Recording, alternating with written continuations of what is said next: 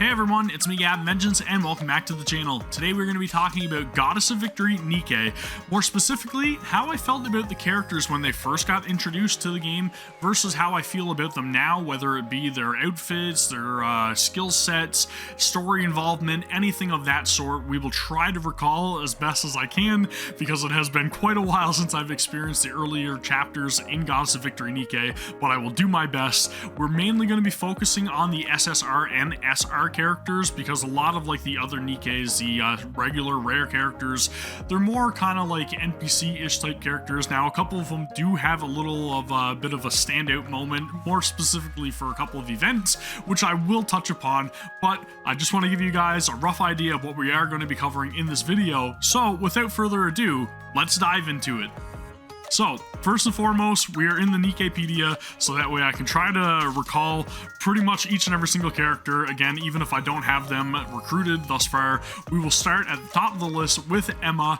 Now, for me specifically, I remember Emma's introduction into the story. That's actually when we ended up meeting pretty much the entire Absolute squad. And I will say that the color scheme really gives me similar vibes to our main character, Rapi, and I was kind of wondering like what was going on in the story and, you know, why they look similar and why they were dressed in like a similar outfit.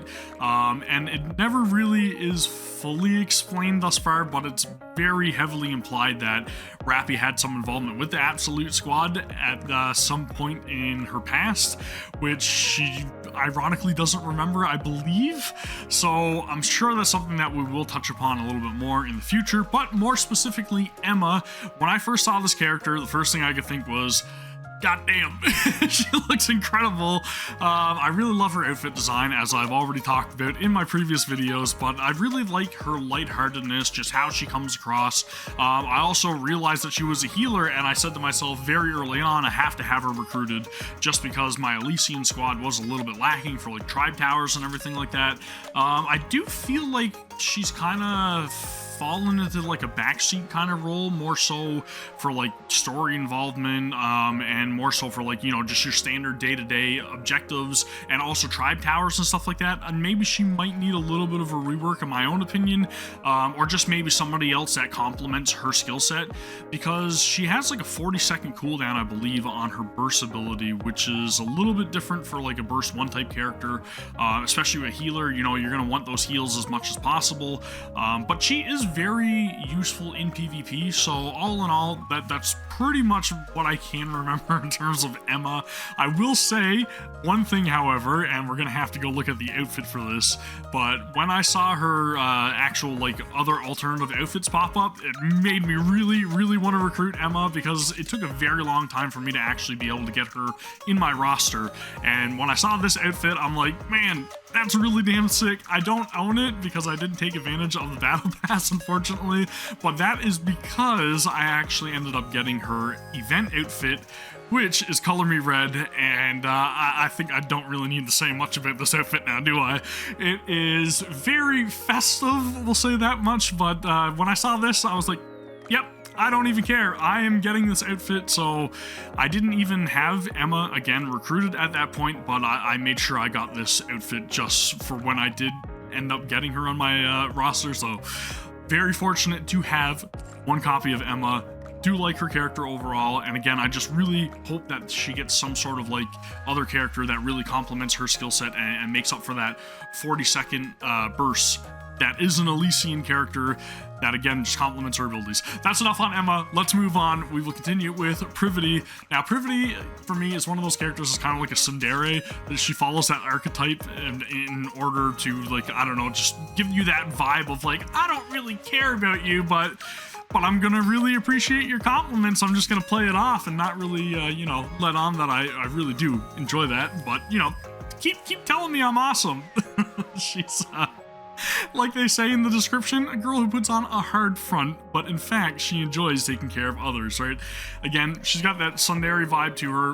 When I first got introduced to her in the story, I'm trying to remember, but I feel like she was kind of like, being more of an authoritative figure and really trying to put a damper on like what we were trying to achieve. Correct me if I'm wrong down in the comments. I really can't 100% remember, but I feel like when I first got introduced to her, I was like, ah, man, I really don't like this character.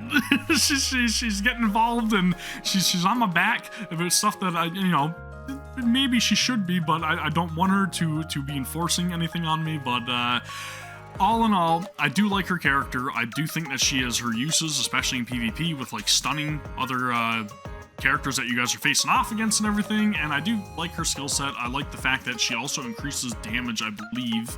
I'm probably gonna have to take a look at the ability, but I think she increases your attack, right? Yeah, attack up by 23% currently for 10 out of 10 rating for her skill.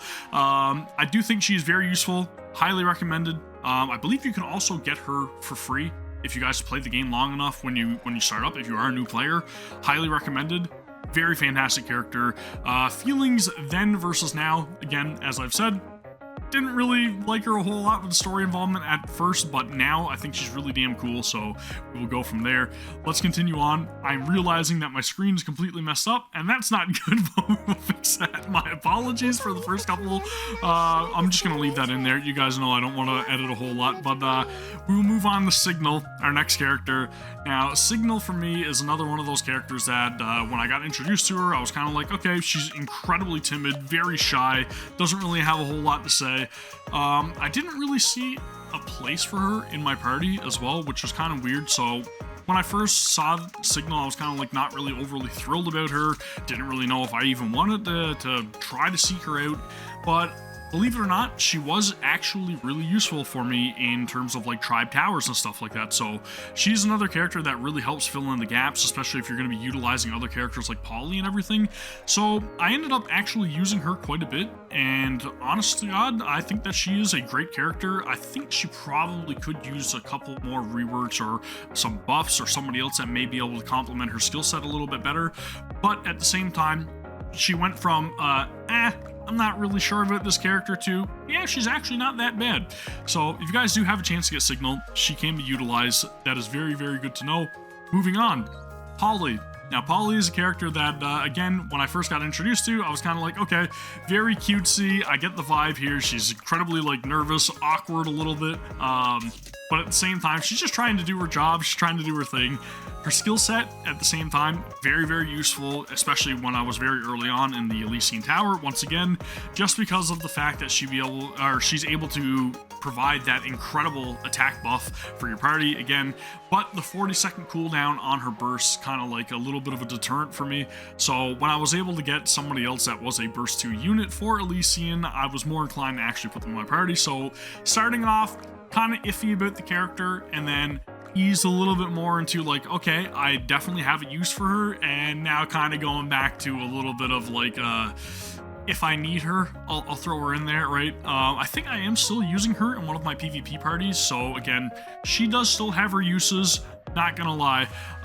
But yeah, still very middle of the road from then to now. Moving on, we have Miranda. Miranda, another character yet again, didn't really like surprise me or wow me when I first encountered this character. There's not really a whole lot to say about her in terms of like, she's pretty much one of your only options for a burst 1 character when it comes to Elysian Tower. So you know, you're kind of forced into using her, and I don't know if it's just my luck or if it's something that's intended, but pretty much every single time that I've seen anybody start Goddess of Victory Nikke for the very first time, she happens to be like the first SSR character that everybody gets. I'm thinking it's probably intentional. Correct me if I'm wrong again down in the comments, but again, wasn't huge on her. Still hoping for a very solid replacement for Miranda in terms of Elysian Towers. Again, I wouldn't even really consider Miranda a middle tier for me. She's kind of a little bit below that. But again, I just really hope that maybe they can even improve upon her skill set or rework something in future patches or something, possibly. But that's my take on Miranda. We have Brid next. Brid, again, is a character that when I first saw it, I was like, holy shit, she looks awesome. Gotta have her. Then I seen everything with her skill set and everything. I was like, well, I'll be honest, I'm not really sure if I need her.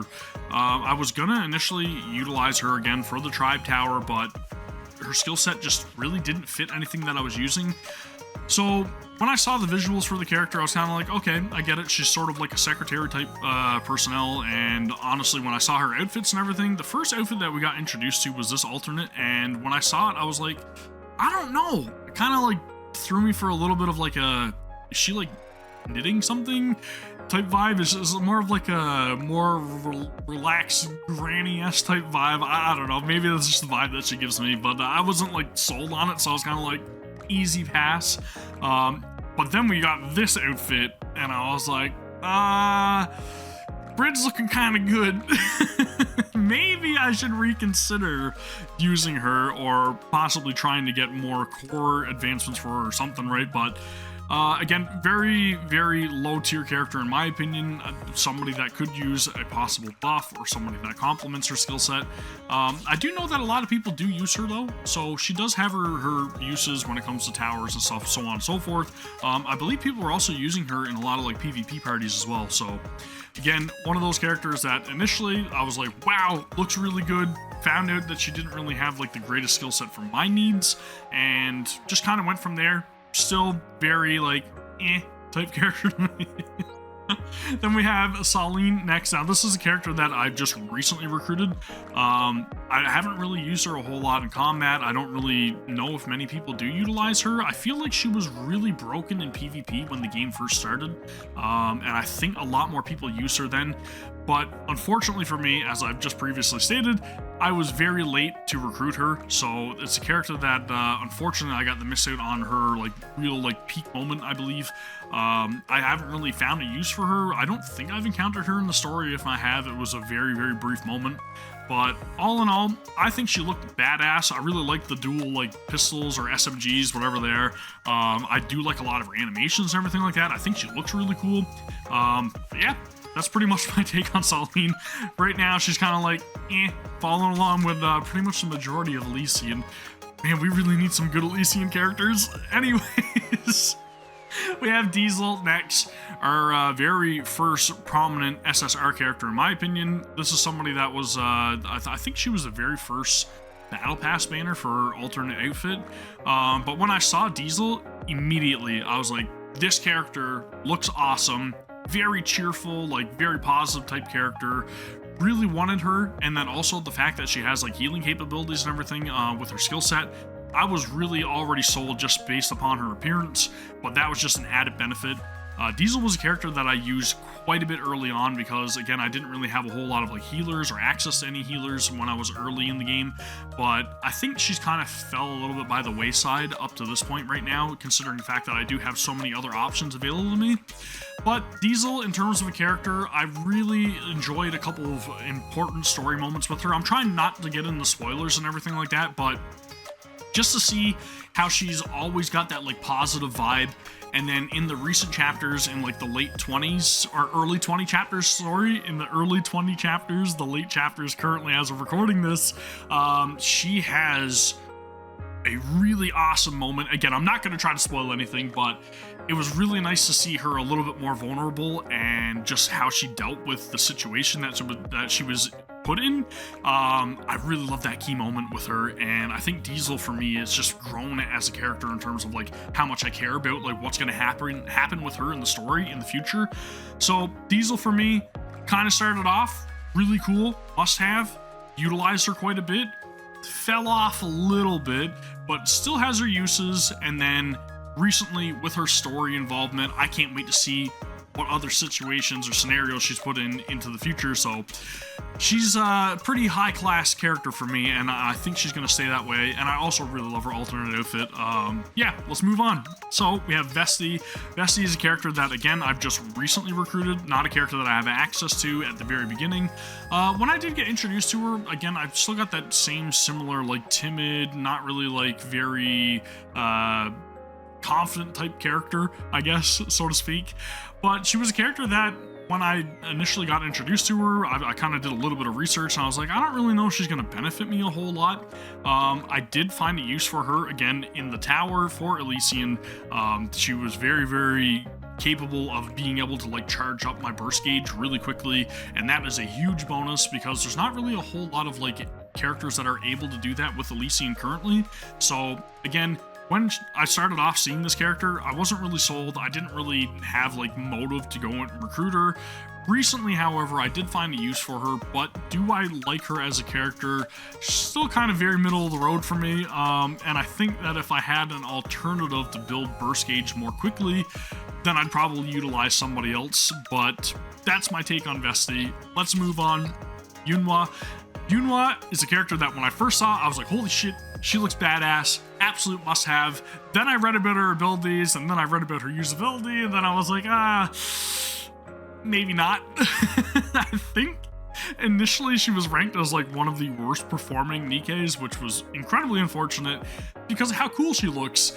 But she's got that like vibe of, you know, I don't really give a shit about what's going on here. I don't care. Like, it's whatever. Don't bother me.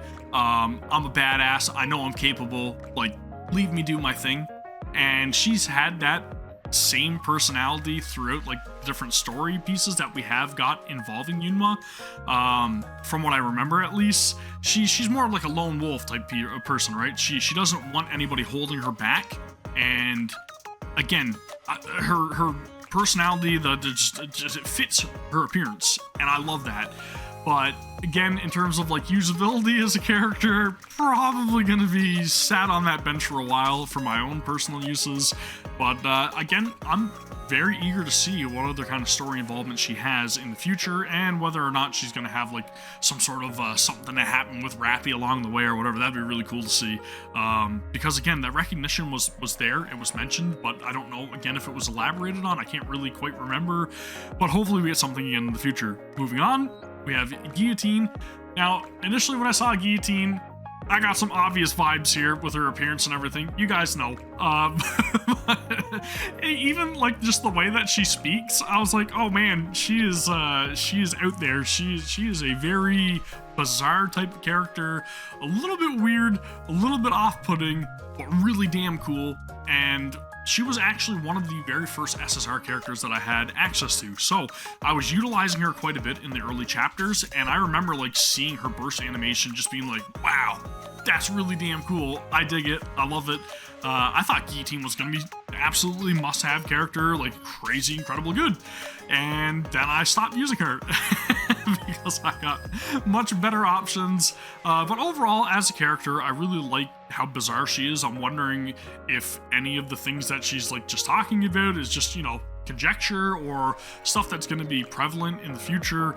I don't know with all of these like quirky type wacky characters whether or not to take them really serious, or if they're just like putting on a front in order to make up for some sort of like I don't know, low self-esteem or something that they may have. But she's very weird, but all in all looks cool. Was really beneficial for me early on in the game, but now kind of took that back seat, and I'm anxious to see what other kind of like involvement she has, because she did have one really cool key story moment that I do remember involving, I believe, the members of Exotic.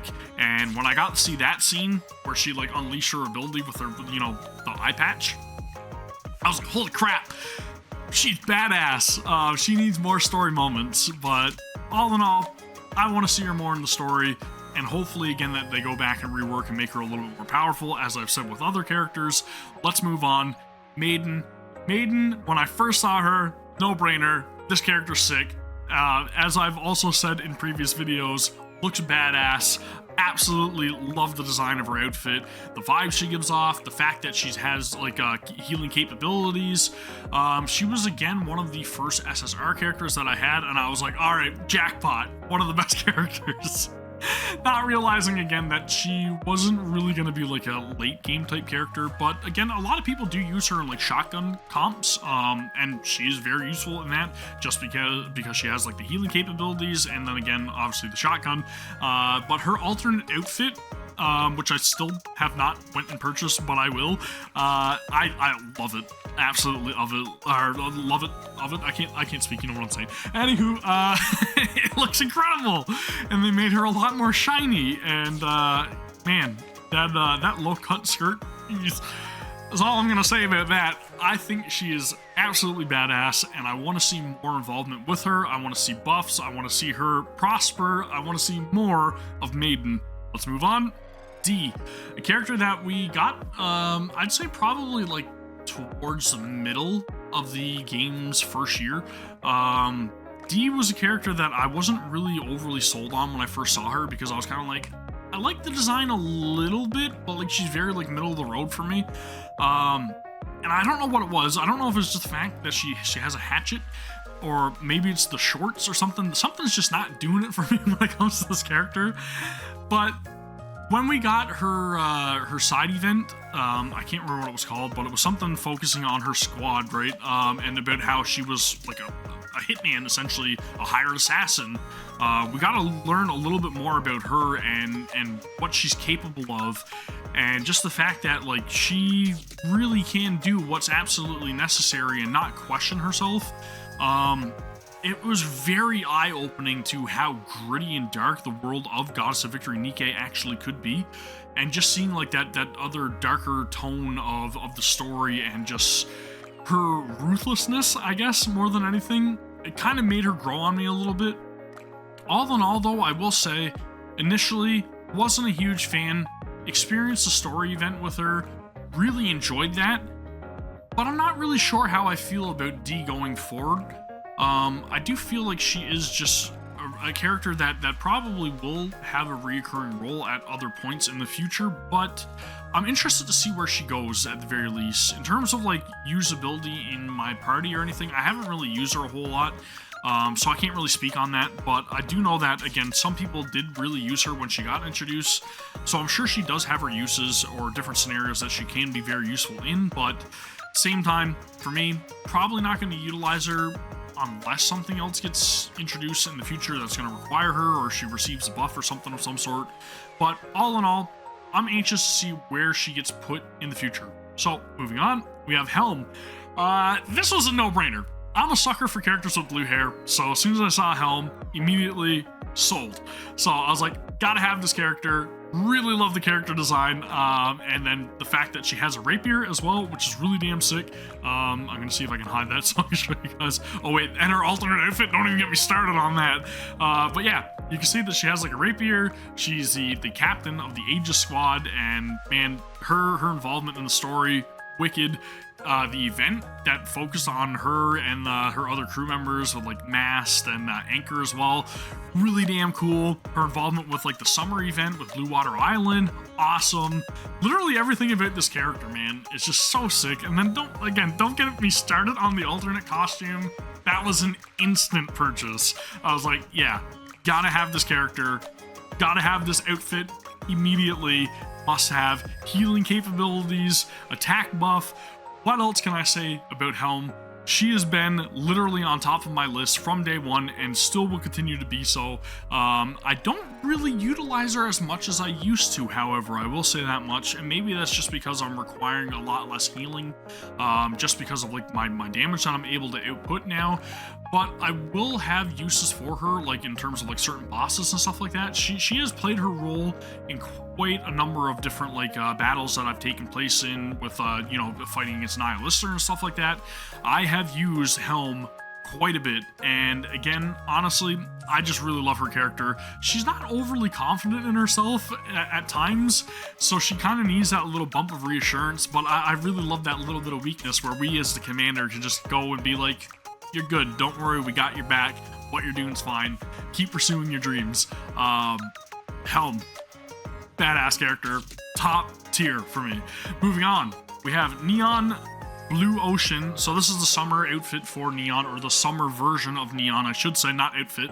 I really like Neon going into the story already, and her like, firepower hungry tendencies, but seeing this iteration of Neon, I was so badly tempted to pull for her, just because I'm like, man, this summer version is incredible. I really love the art design they went and took with her. The direction is impeccable. Dude, it's top tier. I don't need to say anything else. I did like her involvement with Blue Water Island again, and everything that was going on with that event. She really played a huge role. If anything, this version of Neon made me like her as a character a little bit more, but we will talk about that when we get to the actual base version of Neon. I'm very, very regrettable that I didn't go and try for this summer version of Neon. Unfortunately, I was saving and hoping that there was going to be other characters that came out, and they did, and I did end up getting other summer characters, but this is the one that I'm kind of like kicking myself for missing out on, unfortunately. Still very useful in a lot of scenarios as well, so great grab if you guys did have the opportunity to get her. Hopefully they do a rerun at some point and I'll be able to get her then. Next up, we have Mass. Mass was a character that, again, as soon as I saw her, instant must-have, part of the Aegis squad. Gigantic bazookas. We love bazookas. She is a fantastic character. And then the summer outfit, which I will get to, but yeah, man, as soon as I saw her, must have, we got introduced to Mass, and I think very early on, but we never got to see her release, so I was kind of like anticipating her release, and I knew that like when I got her that I wanted to fill out the Aegis squad, so I knew that I was going to end up getting her when I got to experience her like summer event portion, and then we got introduced to the summer costume. It was a no-brainer at that point. I was like, I don't even care if I don't have any gems right now. I am getting masked. I am getting this outfit. It is all hands off at that point. It was out of my control. It just happened. I had to have her, had to have the outfit. And then she talked about, like, you know, being a pirate. And I just finished watching like over 1,000 episodes of One Piece. So again, no-brainer, had to have her. And I have used her quite a bit in PvP, as well as in a couple of instances of like Elysian Tower and everything. So very, very useful character. Really love Mast. And yeah, that's pretty much all I can say about her, man. Top tier, again, alongside Helm. Let's move on. We have Helm Aquamarine, the summer version of Helm. Again, another fantastic character. In my opinion, it's Helm. What else do I have to say about her that I haven't already? Except for, it's a no-brainer. I had to have her. So I'm a bit subconscious. Again, fantastic involvement with the summer event, Blue Water Island. And again, just seeing her like weaknesses and her being in that vulnerable moment where she was relying on other people to do things that she thought that she could do on her own. Again, very, very awesome story moments. Love this iteration of her. Very happy to report that I did get it. Moving onwards, Marciana, a character that I've yet to get, eludes me thus far. Her banner is still up for another couple of days. I'm going to try my hardest to recruit her. I know that she's not really the most usable currently, or the character that you really want to like be sought after for your party makeup when it comes to Elysian, but again, I feel like she's gonna have something to complement her in the future. I feel like she's gonna end up getting like a little bit of a rework. All in all, as a character, so far, for what we've seen, her introduction has been very recent, so this is very fresh in my head.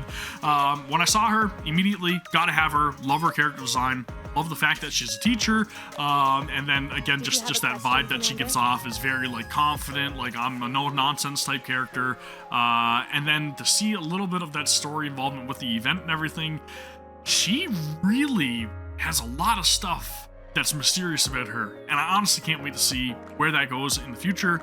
So, very anxious to see more of Marciana, but in terms of like teams and everything like that, hoping to see some more of an increase of usability in the near future. We will go from there. Moving on, Maxwell, another character that when I saw her initially, I was like, okay, she looks really cool. Love the kind of like cyborg aesthetic to like her lower half and everything. But a character that honestly, I know a lot of people do have uses for, especially with her burst, because it's very high damage. Not a character that I use a whole lot, unfortunately. I didn't really even try to build her a whole lot, even though I know that she has a lot of different uses when it comes to like taking down some of the harder bosses. I did have access to Maxwell early on, but for some reason she just kind of like fell by the wayside, and I didn't really prioritize building her or implementing her into my party. Maybe it's just the way that she played, because I think she's a sniper wielder, and that's something that, again, I didn't really like prioritize a whole lot when I was starting the game. And I think that was probably my biggest deterrent, and just the fact that I wasn't really sure quite how to build her. But all in all, I will say she is a really cool character. She hasn't really had a whole lot of story involvement from what I do recall, but I do like her character design. Again, I would say that she's pretty middle of the road for me from then versus now. We will move on to Yuna. Again, a character that I didn't recruit until recently, but again, when I saw her, I was kind of like, okay, cutesy, kind of got that like, you know, chibi vibe going on a little bit. Rocket launcher, a little bit of dominatrix or something, I guess she kind of gives that appeal as well, but not a character that I prioritize trying to get. I just kind of got her by fluke. And again, not really a character that I utilized a whole lot in combat. I think she did have quite a bit of use in like PvP initially, but I don't really see her used a whole lot. Like as of right now, like currently, I don't really see her a whole lot in terms of like party makeups or anything. Unless I guess some people don't really have access to many rocket launcher characters. Again, she can be great for building bursts, but my opinion of her hasn't really changed. I know she had like a recent involvement with the story. It might have been like chapter 22 or something, or 23.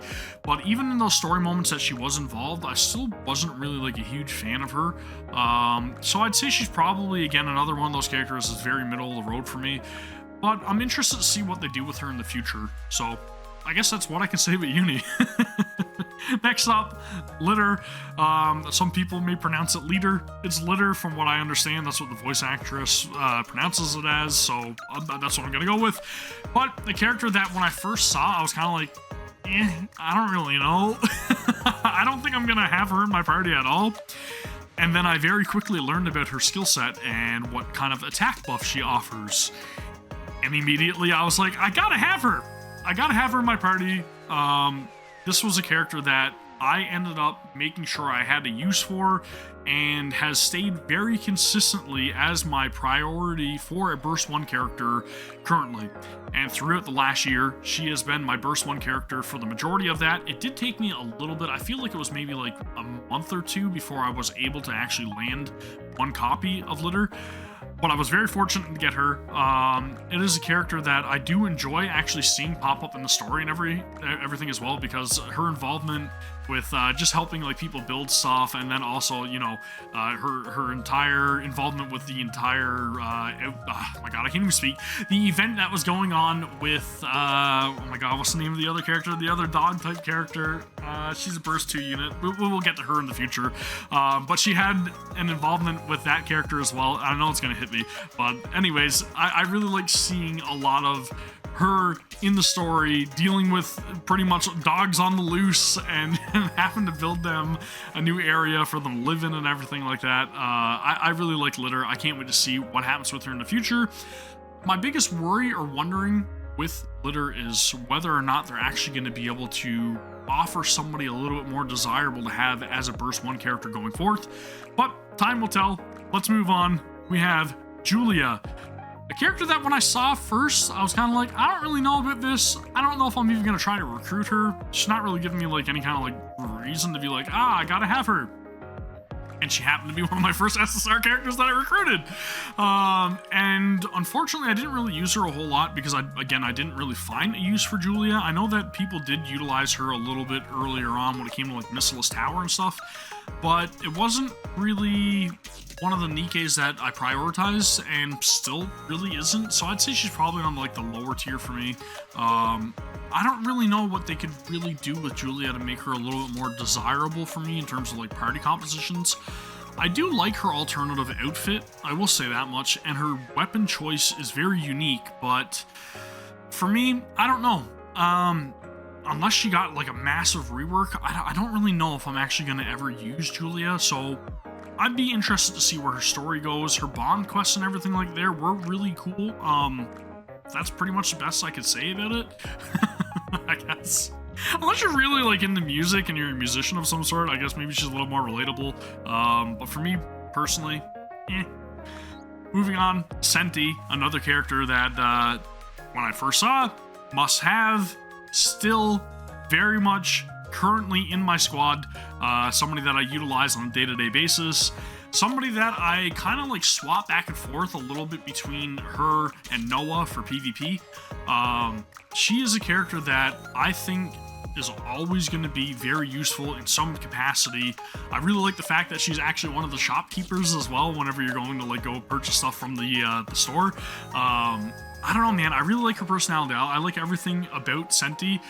The one thing that I will say, though, is that whenever you're doing like any kind of like bond stuff with her, she mentions that she likes pickup trucks and stuff like that, and she gives me that like kind of like, I don't know say it, but it's kind of like a redneck vibe, I guess, a little bit.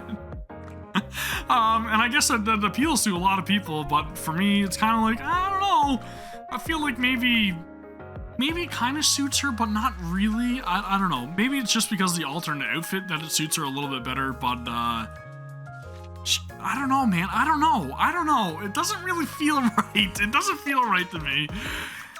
But as a character, I really like her and her usability in combat and everything. We'll move on from, you know, the personality type traits. I've always been about Centi. I think she's a good character. Maybe her personality might change a little bit in the future. I'm hopeful or optimistic at the very least, but I don't know. I think she's fine as she is. I'll say that much. She's fine as she is. She's in the upper tier. I wouldn't quite put her at top tier, but she's in the upper tier. And again, very useful PvP, as well as helping you in Mistless Tower or story events. Her defense buff is very damn useful. Really love Centi. Moving on to Drake.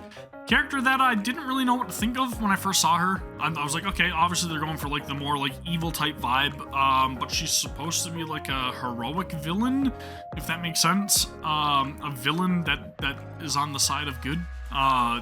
It's weird. It's Tsundere-esque, I guess. But she's one of the characters that, again, when I saw her, I wasn't overly fond of her. And usually I kind of do gravitate towards those more like dark, edgy type characters, but Drake wasn't really doing it for me for some reason. I think she recently got an outfit as well, right? This is the one, the racing outfit. Again, for some reason, it just doesn't do it for me. I don't really quite get it. And her story involvement, again, has been very, very weird. She's a very weird character.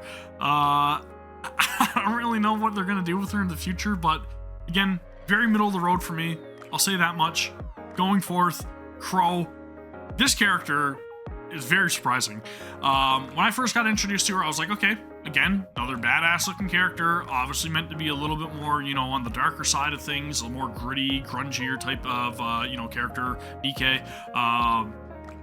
Then I got the event, D Outsiders or something I think it was called, where it kind of focused a lot on Exotic, and then at that time, we were also getting like story content for Exotic and their involvement with everything that was going on in regards to like rebelling a little bit against like things that were going on in the arc. Crow was the ringleader, right? She's badass, man. I can't really say stuff without spoiling everything, but she is a badass character, and dude, she's super intimidating. When she was involved with the story, I was kind of like, man, I hate her. But I love that I hate her because she's playing her role so perfectly. Dude, man, she has really grown on me. Again, character started out, pretty good impressions, left a lasting impression. And again, I just can't wait to see how she tries to stir or shake things up going forth. That's as much as I'll say about her. I haven't really used her a whole lot in combat or anything, but I think a lot of people do utilize her. I feel like she's really good damage output. But for myself personally, just haven't really used her. Maybe that'll change in the future. Let's see how things do going forth. Next, Pepper, character that I recruited very early on, was very useful throughout a large majority of the game just because of her healing capabilities. She is somebody that I still use very much in terms of like PvP, and I kind of do swap her around a little bit whenever I'm doing like story content or certain like you know, co-op events, or even whenever I'm utilizing her for union raids or solo raid. She has her uses.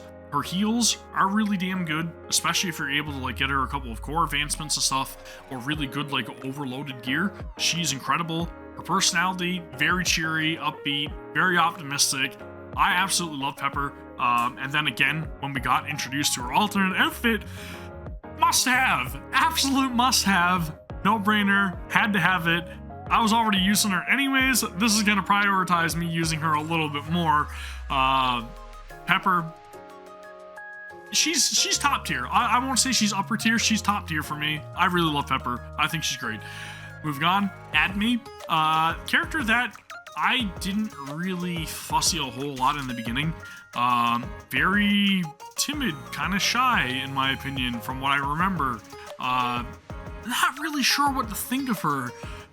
but like I didn't really fussy her a whole lot when she got first introduced, and then I realized her usability when it came to like buffing your reload speed and stuff. I think it's reload. Yeah, reloading speed and crit damage, and she also reduces damage taken for 2 allies. So I ended up utilizing her quite a bit in order to like buff my characters in certain scenarios where I was having a little bit more of a hard time. Mainly, she pairs really well, in my opinion, with characters like Scarlet. And yeah, man, I really use Admi a lot in certain scenarios. She hasn't really been a mainstay, I'll say that much, but she's been a character that has had her uses at the very least. So started out kind of like, not really for me, and then it's kind of like, yeah, kind of not bad. So I'd say middle of the road, character that I will continue to use if I see a situation in which I need her going forth. And again, very useful in order to make up the spots that may have been locked out or whatever, whenever you're going through things like Union Raid or Co-op or whatever.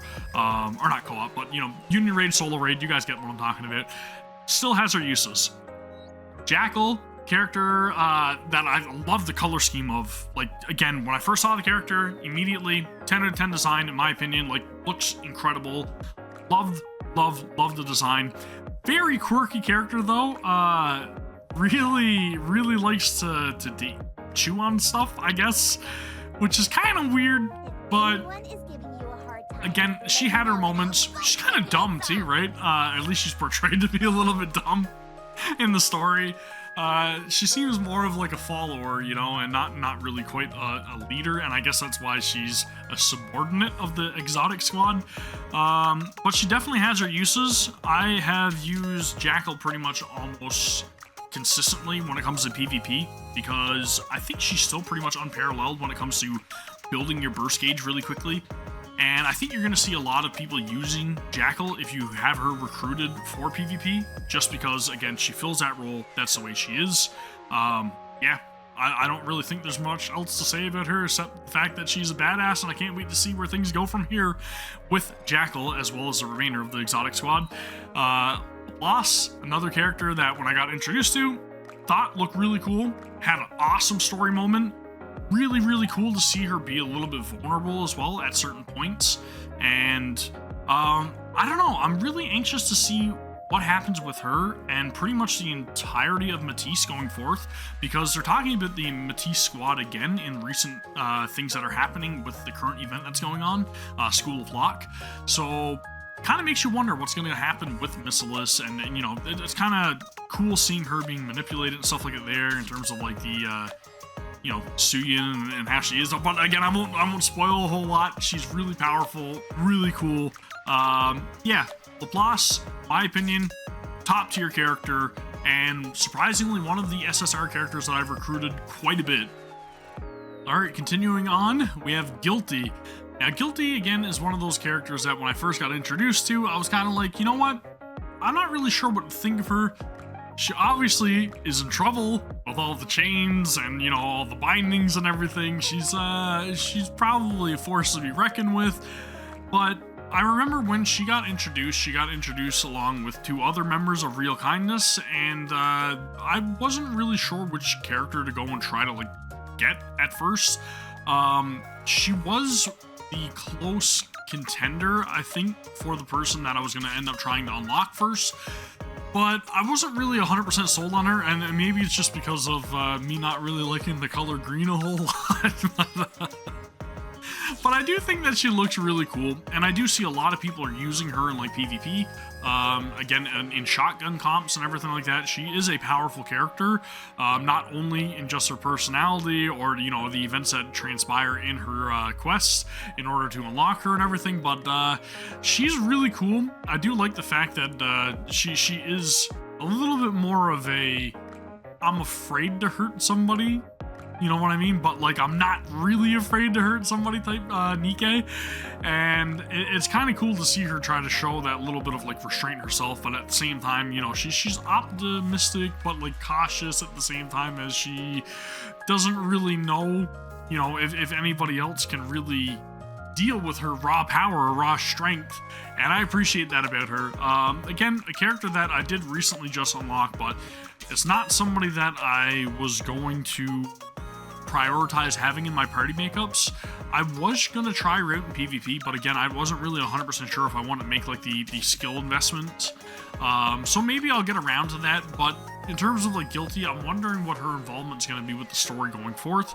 I know, again, it was just the unlock quest that was mainly like how they were introduced and everything, and they were very like spread apart just because of the requirements of having to acquire enough points in order to unlock the next chapter in their story missions.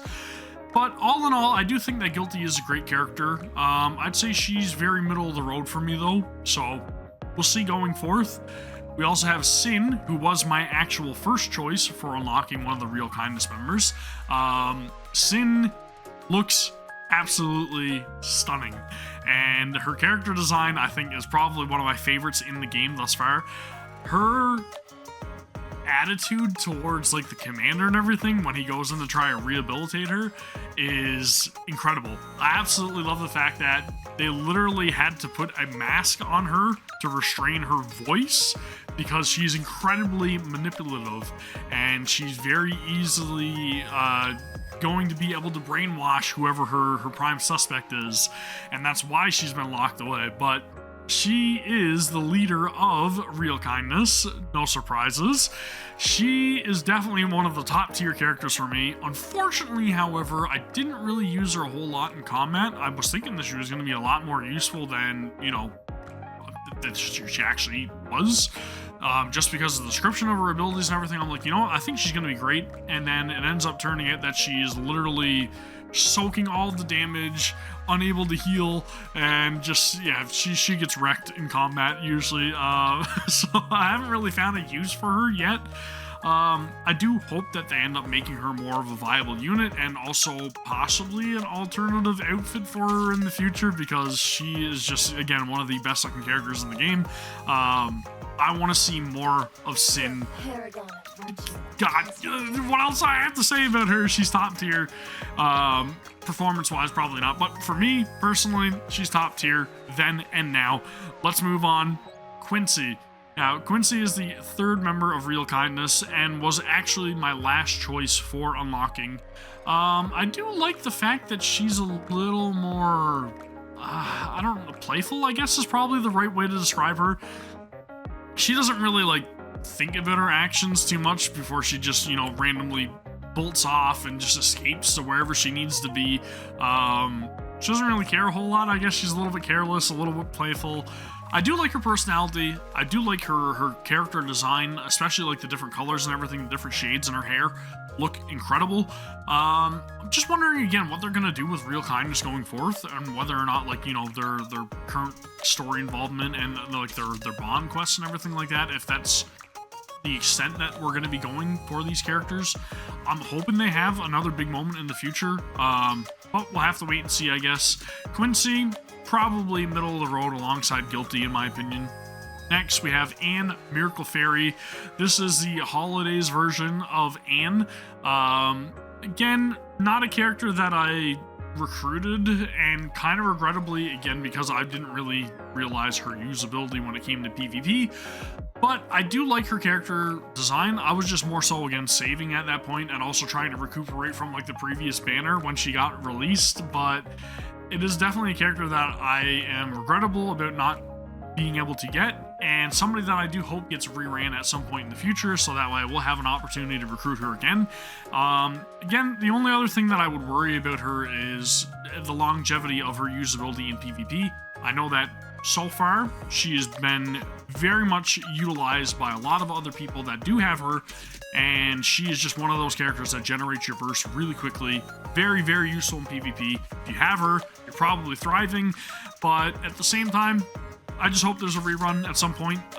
For me, overall, started out, wasn't overly impressed with the design, wasn't really sure if I was going to be able to get her, just wanted to save, so I'd say she was middle of the road for me, and now she's definitely on like my wanted list, so I'd say now she's probably in that high tier.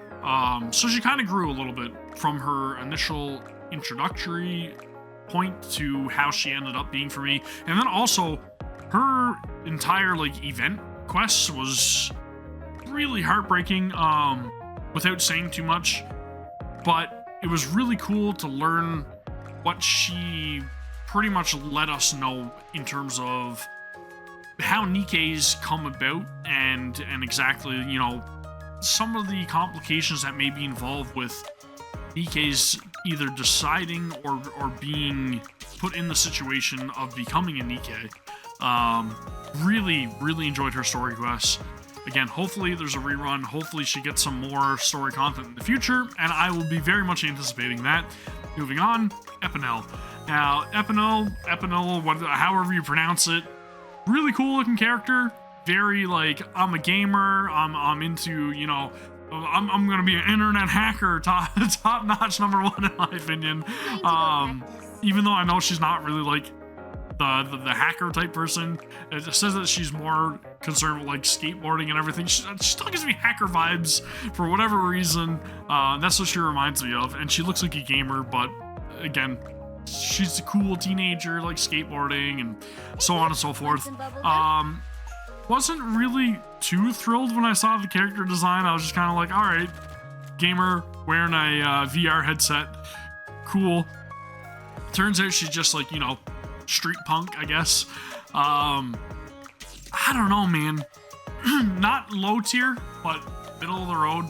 Didn't really use her in combat a whole lot. I think I may have had her in my party like once ever, and not again afterwards.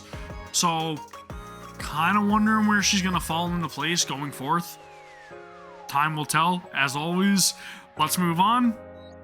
Naga. Now, this is a character that will be releasing in the very near future. She's currently not available as of recording this, but she will be available. So if you guys are interested in recruiting Naga, highly recommended to go and download Goddess of Victory Nikke right now, and you will be hopefully lucky enough to recruit her.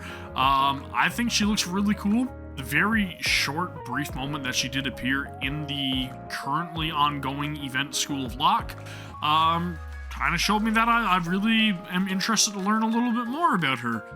So let's read her little blurb here and see what it says about her at least. Spiritual glue that holds Dazzling Pearl together. That's her squad. She dotes on the forgetful Tia, much like an older sister does, to ensure that she remembers things. Appears mature on a regular basis, but if an accessory catches her eye, she often indulges in impulse purchases and overspending. Okay, so she's very materialistic from what we gather. Seems like she tries to be a little bit more of a voice of reason, but can't control herself in shopping situations. That's interesting. I kind of dig it. Again, like the character design so far. Want to learn a little bit more? That's pretty much all I can say about Naga. Let's move on to Tia, our other character for Dazzling Pearl, who happens to be a Nikke belonging to the graduating class Dazzling Pearl. A food enthusiast that strikes a chord with me, who fawns of sweets that does not strike a chord with me. Her dream is to see a dragon one day and make a wish to it. That's cool. I like it. I like the fact that she's got like this dragon design on the back of this suitcase or something that she's carrying. Is that the suitcase? Is it a rocket launcher? What the heck is it? It must be a case for her rocket launcher. She looks really cool, in my opinion. Love the character design. Love the idle animation. Lion's eyes look like a pair of lollies. Not much else I can say about that. I want to learn more about Tia. She seemed really friendly to the commander in, the very brief moment that we got to introduce to her. So, interested to see where things are going to go. Let's move on. Sugar.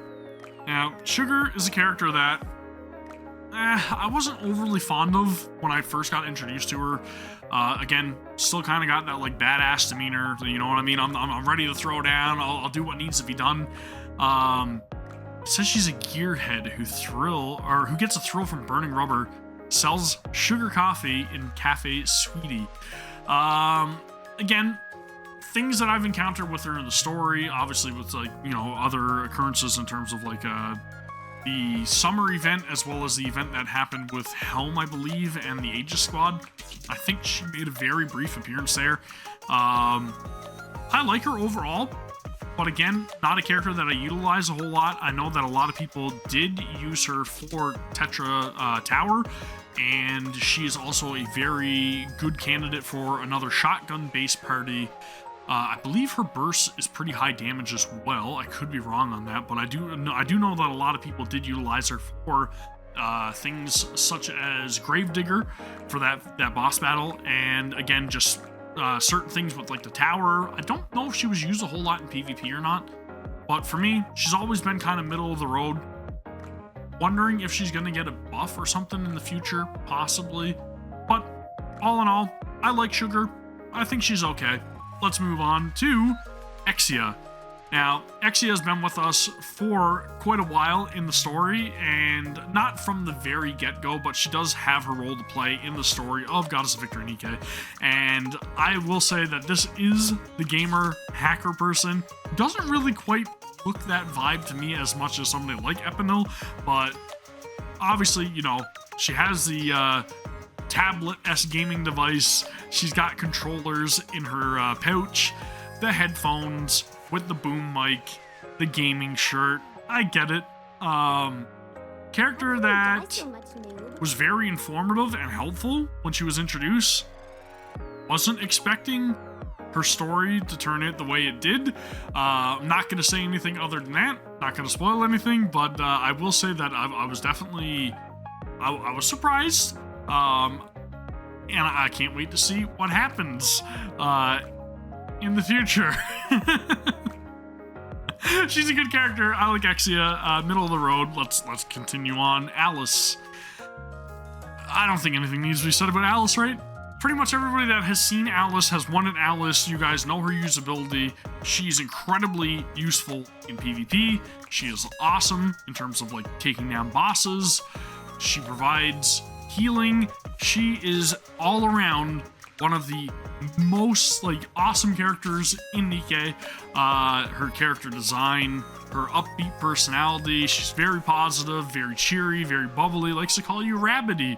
I like Alice. I like Alice a lot. I think that she is a great character to have as one of like the staple characters that you associate with the game, and I feel like that's the way she is. She's sort of like a unofficial mascot, I guess, for Goddess of Victory Nikke.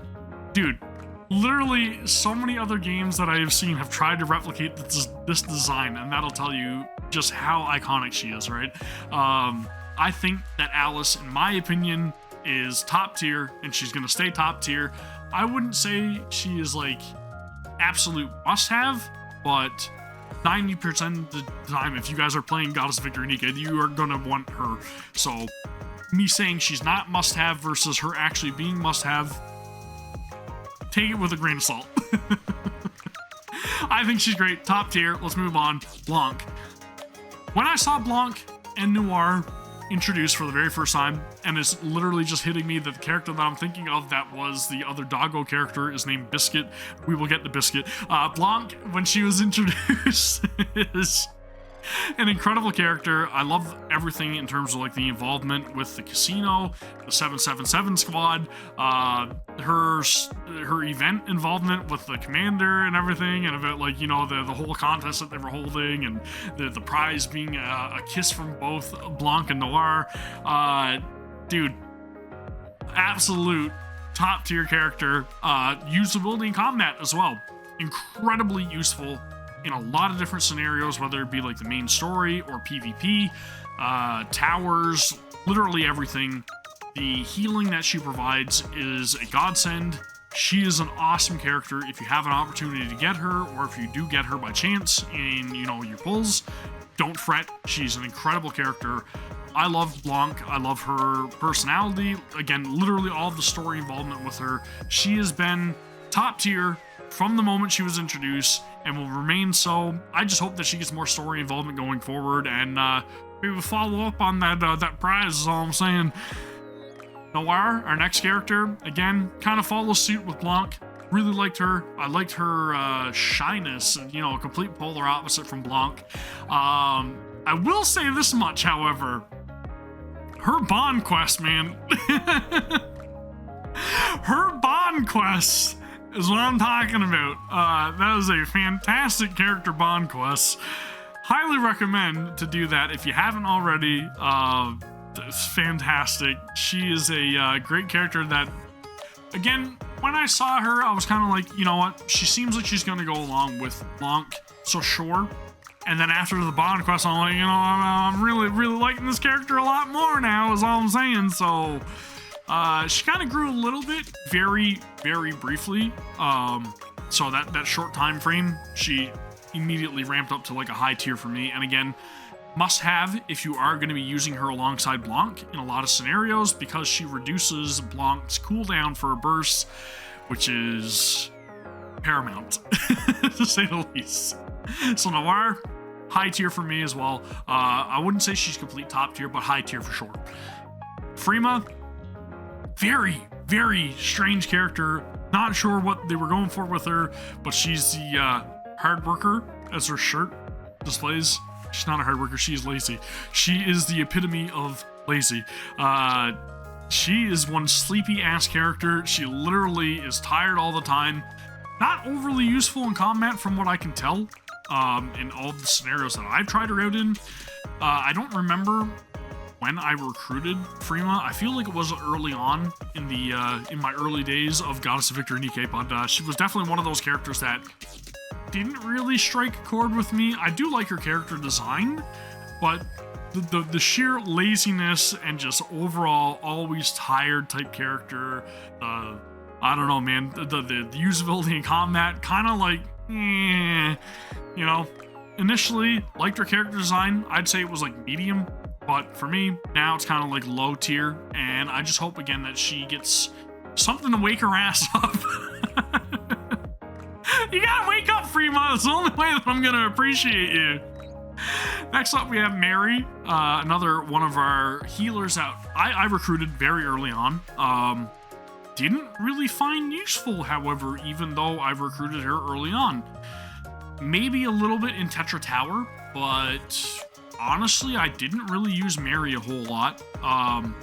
Again, very kind of shy, positive, helpful character.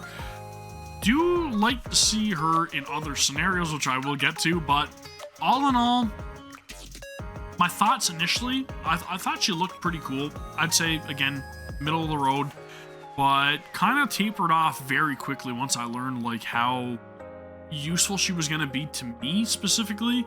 I don't really see her used a whole lot on anybody's parties in terms of like PvP and stuff like that. Like maybe if you guys are kind of like crunching for a heal or something, she could be useful, but I feel like you outgrow Mary very quickly. So I think she could probably use a buff, or again, maybe somebody to just like help her kit grow a little bit would be awesome, possibly.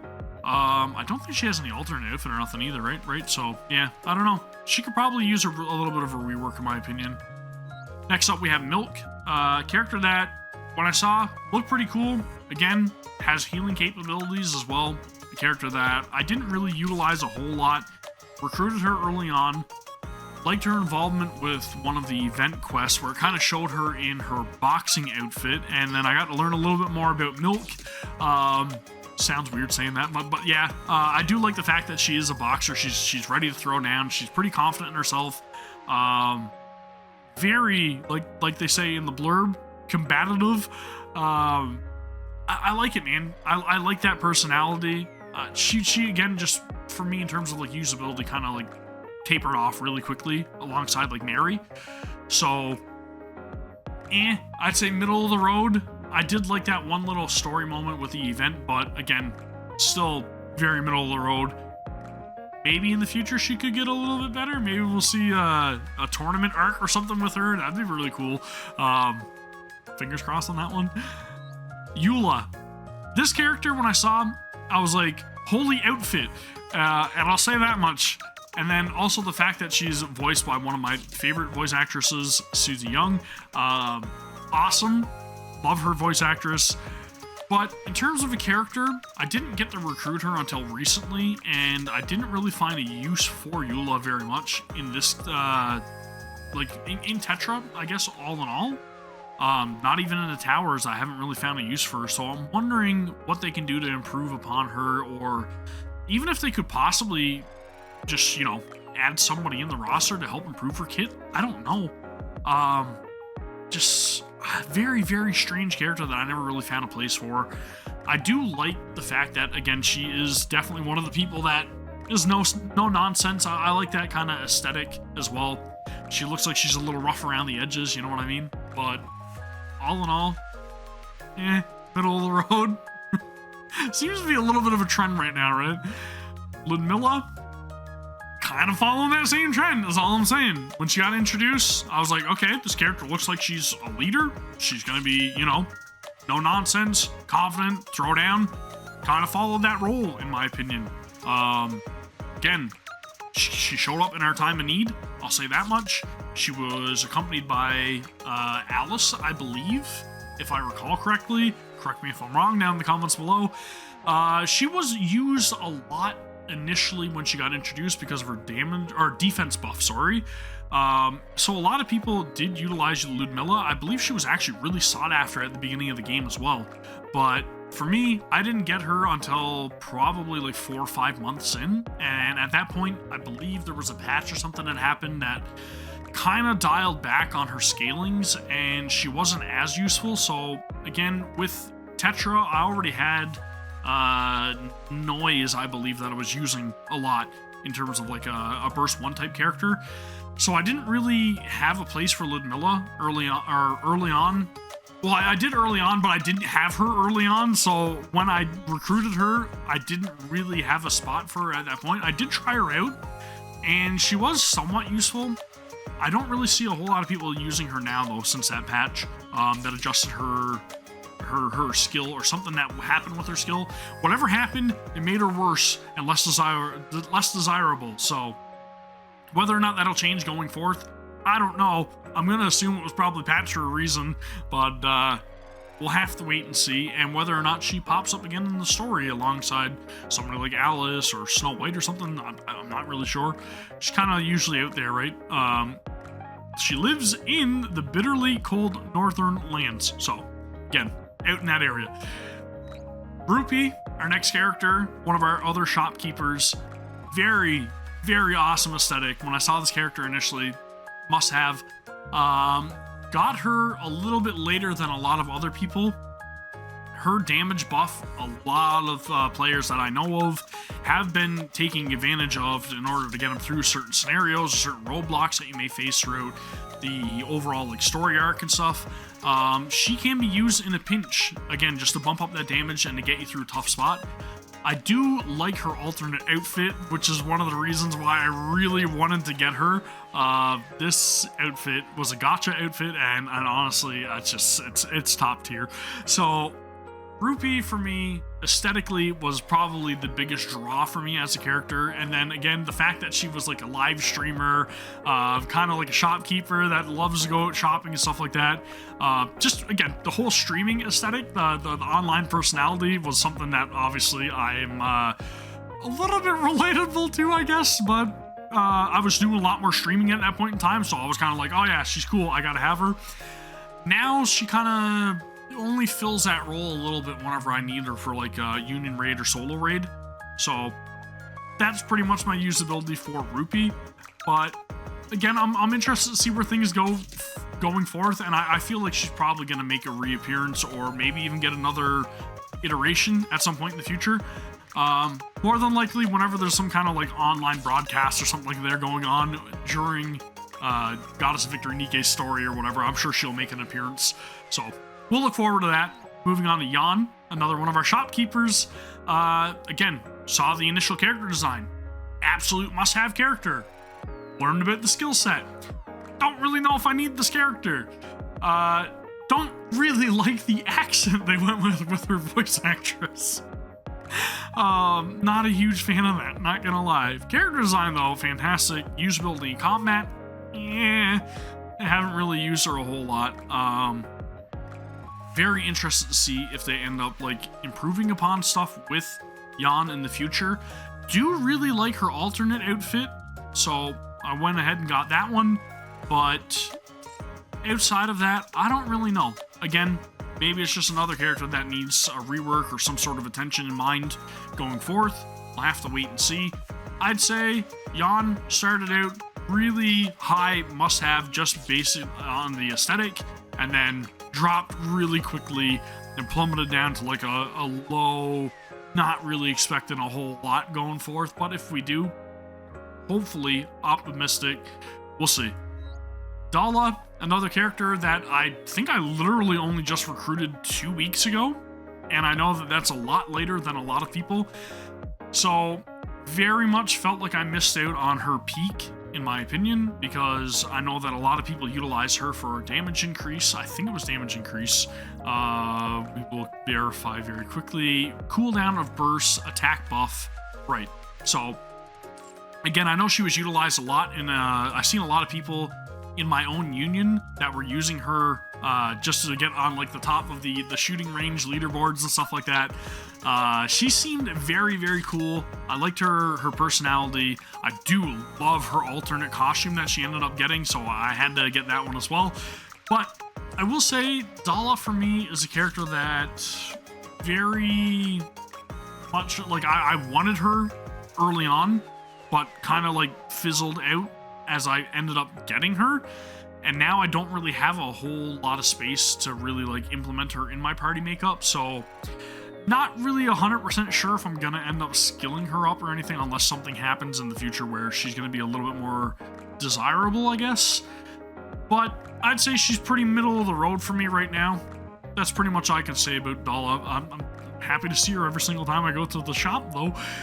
Novel, character that just recently got a brand new outfit. As of recording this, love the voice actress Kira Buckland, who is also the voice of 2B, who we will also get to. Novel as a character, however, I think pretty much the extent of like what I saw of her initially was just like her being involved in like the opening cutscene for the game, the cutscene that plays every single time that we get an update for the game. That's pretty much my extent of like seeing her, and then realizing that again she was also one of those characters that a lot of people were utilizing in order to gain that massive like I think it's a debuff that she applies to the enemies. I went into the complete wrong screen for that. It's right here. She ups defense for us, and yes, she decreases defense for 3 enemy units, and also increases their damage taken with her bursts. So I've seen a lot of people utilize her, but again, it's not a character that I had access to until only like recently, and I don't really have space for her anymore. I did try her out a couple of times in the shooting range myself, and she did seem to make a little bit of a difference, so maybe it will be a character that I do end up investing in the future. But as a character, in terms of story and everything like that, nothing too out of the ordinary from what I can tell. Very inspired by Sherlock Holmes and the like. I will say though, the alternate outfit they introduced with the penguin hat, it was cute. Wasn't really something that I was going to go out and buy. The Halloween outfit that they did just introduce, however, I do like a little bit better.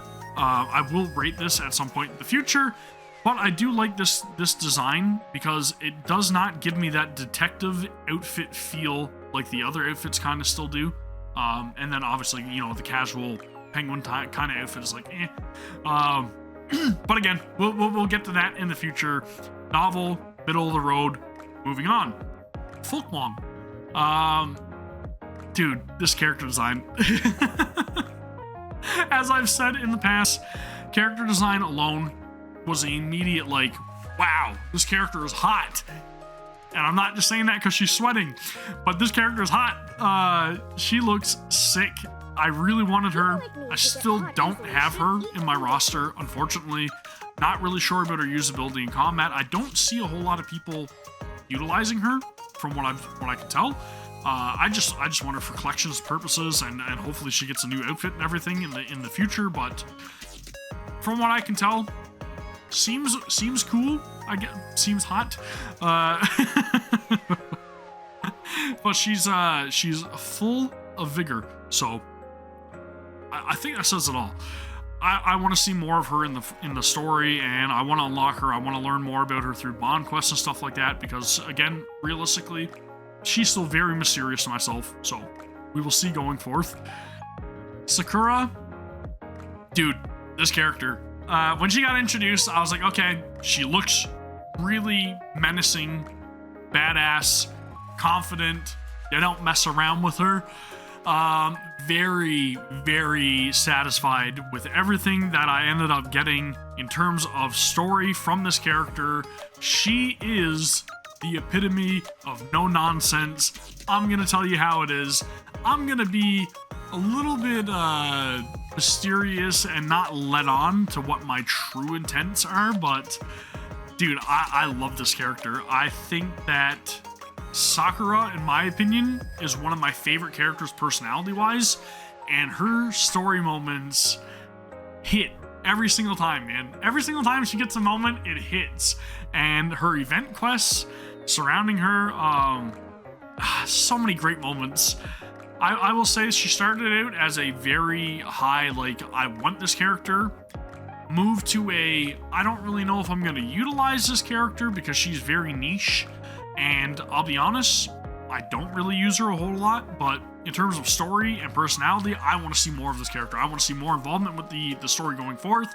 I want to see what Underworld Queen has to offer in terms of, like, all of the, like, shady stuff that's going on around the arc, man. It's very enticing to me, and I want to see more. And her alternate outfit, again, badass. I need this with more revealingness. Yeah, I know, I'm inventing words. Let's move on before I get in trouble. Viper. Again, top tier character design. Love the story moments with her and the exotic squad, as I previously stated. She is sick. Again, follows along with the whole, like, streaming, social media type personality. A little bit of a badass, not gonna lie. Has some really key story moments. And is very, very manipulative and powerful when she needs to be. Utilized a lot in shotgun comps from what I can tell, and I don't, again, really see her utilized a whole lot outside of shotgun comps. I feel like she was definitely used a lot more in terms of, like, Gravedigger when that was more of, like, a challenge for a lot of people and stuff like that, but I don't know. I'm not really sure where she stands going forth, but I will say that I'm definitely excited for more story content from Viper. So, started off really highly sought after, for my own opinion, and then after that kind of died off a little bit, tapered off. But I'd say she's still high middle tier, if that makes sense. I'm excited for anything that's coming in the future for Viper, and of course, voice actress Amelie. Can't go wrong there. Coco, character that wasn't really too fond of when I saw introduced. I did like the aesthetic with the weapon design and everything, but a character that honestly, she's a little bizarre. It's weird, man. I don't know why she has a bottle of ketchup. It still eludes me. Because she's supposed to be a member of, like, this cafe, right? It's strange. Maybe they use ketchup in their drinks. It's weird. Anyways, very, very weird. Not a character that I went after. Started off very low tier, but kind of is still low-ish. I'd say that just because of the other members of Made For You, she kind of grew a little bit in terms of, like, my consideration for her, I guess, but all in all, Coco, low middle tier, I guess. There's not really much else to say about that. I really don't see this character used at all. Could possibly use a rework. Soda, incredible design. Very, very busty character. Not afraid to show it off. Very lighthearted, very quirky. I like her personality. I like what she has to offer in terms of the story events and the bond quests and everything that you end up getting with her and her involvement with Made For You and the Cafe Sweetie. I do like her cheeriness, as it says right here, right? Again, very useful at first. I've seen a lot of people using her. I still see a lot of people use her in co-op because of her healing capabilities, but a character that I'm probably not gonna highly invest in for myself personally. I have used her from time to time, and I do I do like her, but I'm not really a huge fan of like the wind-up type characters like her and Emma. So I don't really utilize her a whole lot. I do see her from time to time in different like PvP comps. So I'm sure a lot of people would argue that she is very useful, and she very well could be, but for me personally, not really sure if I'm gonna try to seek her out in the future, but I'll be very optimistic about her potential future in the story, so we'll say that much. I'd say she's middle of the road. Biscuit, the character that I forgot the name of, which I really wish I wouldn't have, because honestly, I think she's a great character. Initially, when I saw her, I was like, I'm skipping on her. I don't think I'm going to get her. Then I learned about her abilities, and her being the only unit thus far that's able to rebuild your cover. Like, that's incredible. That's incredibly useful in a lot of different scenarios. The only character thus far that is able to do that. So, super useful. Then you got to experience her story and see all the chaos going on when the dogs end up getting like let out and she's trying to track them down, and then the pure chaos of the dogs is all I'll say. She really grew on me really quickly, especially when I got to witness this like shooting animation when I was rating the outfits alongside my cousin Jordan.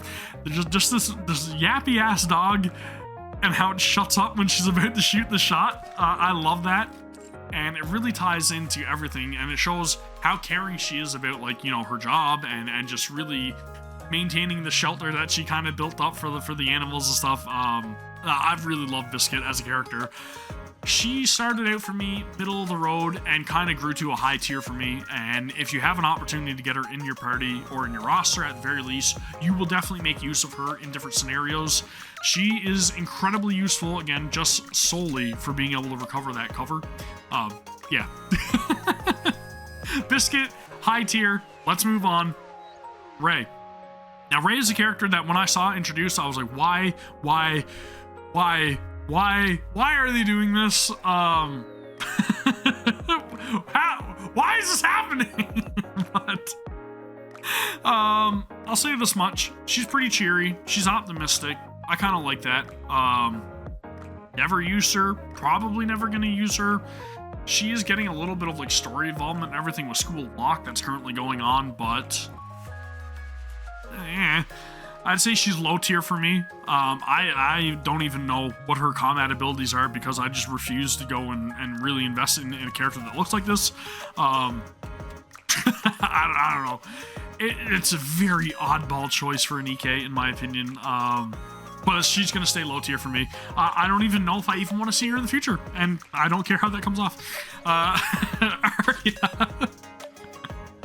Arya is a character that I was very confused about when I first saw her because I didn't really know if she was supposed to be related in any way to like Enoch, just because again of the complexion and just the way that she comes off. It was weird because she seems otherworldly, right? And I don't know again if that's what confused me initially about her and Enoch, but I thought for some way some part of it could have been like relation wise, I don't know. But anyways, she just happens to be somebody that is a prima donna, somebody that is a part of our songstress squad, I guess, or not squad, but member. She's just a performer, and I don't know if it's really any more than that. I don't really see anybody use her. I don't really know her combat skills or anything like that. I haven't even experimented with her. I just know that she's an opera singer. and I confused her very early on in the game. That's really all I can say about it. I don't know. I'm curious to learn more about her, I guess, going forth. So we'll see. And maybe my suspicions may come to fruition. We'll have to wait and see. That'll be my thoughts about Arya. Again, I'll just say middle of the road. And we will move on. Noise, our other prima donna squad member. This, on the other hand, is a character that immediately I was like, I gotta have her. She looks incredible. And she is incredible. And she's voiced by an incredible voice actress. I love Noise. I think that she is a character that I'm going to continue to use in PvP. She definitely has her spot in my squad. I love the fact that she's a rocket launcher user that is able to accrue burst energy very quickly, provide healing, and also taunt in order to tank a little bit of damage as well, right? She is a great character through and through. I love her personality. Yeah, I think that Noise for me has always been that high tier character and will remain so. So I want to see a little bit more of her in the story going forth, and we will see. Volume. This is a character that, again, I don't need to say it, looks incredible. I thought that she was going to be like one super badass character, like definitely use in every situation. Didn't end up turning out that way. I used her quite a bit going through it, like Tetra Tower, and I still do kind of use her a lot in Tetra Tower as well, just because of like the crit buff. She is a good character. I'd say she started out very high tier for me and then very quickly tapered off into like a middle of the road, kind of mid-low type character. Aesthetically, I think is the only reason that I'm kind of like still attached to Volume, but as members of the Prima Donna squad go, I feel like she kind of falls in line with Arya for me, and maybe we'll see a little bit more of her involvement going forth. I feel like the hip-hop aesthetic for me is just kind of like, I guess. I don't know. Not really doing it, but who knows? We'll say that she's mid-low, and we'll go on. Rupee, Winter Shopper, the holiday version of Rupee. Aesthetically designed, incredible. Again, still follows all the same mannerisms and personality as Rupee, the base version. Still has an incredible voice actress, Amelie. But in terms of like combat capabilities and everything, this is the first character that I was like, oh, I gotta have her. She sounds incredible.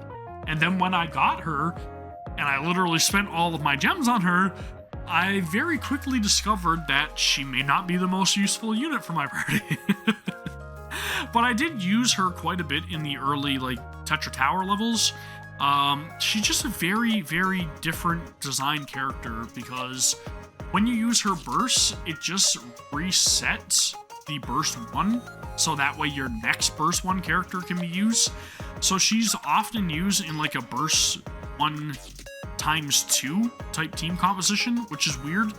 And it doesn't really lend itself overly well to like autoplay in my experience, because oftentimes if you don't have her heavily invested in, it will automatically like skip over using her burst, which kind of defeats the purpose.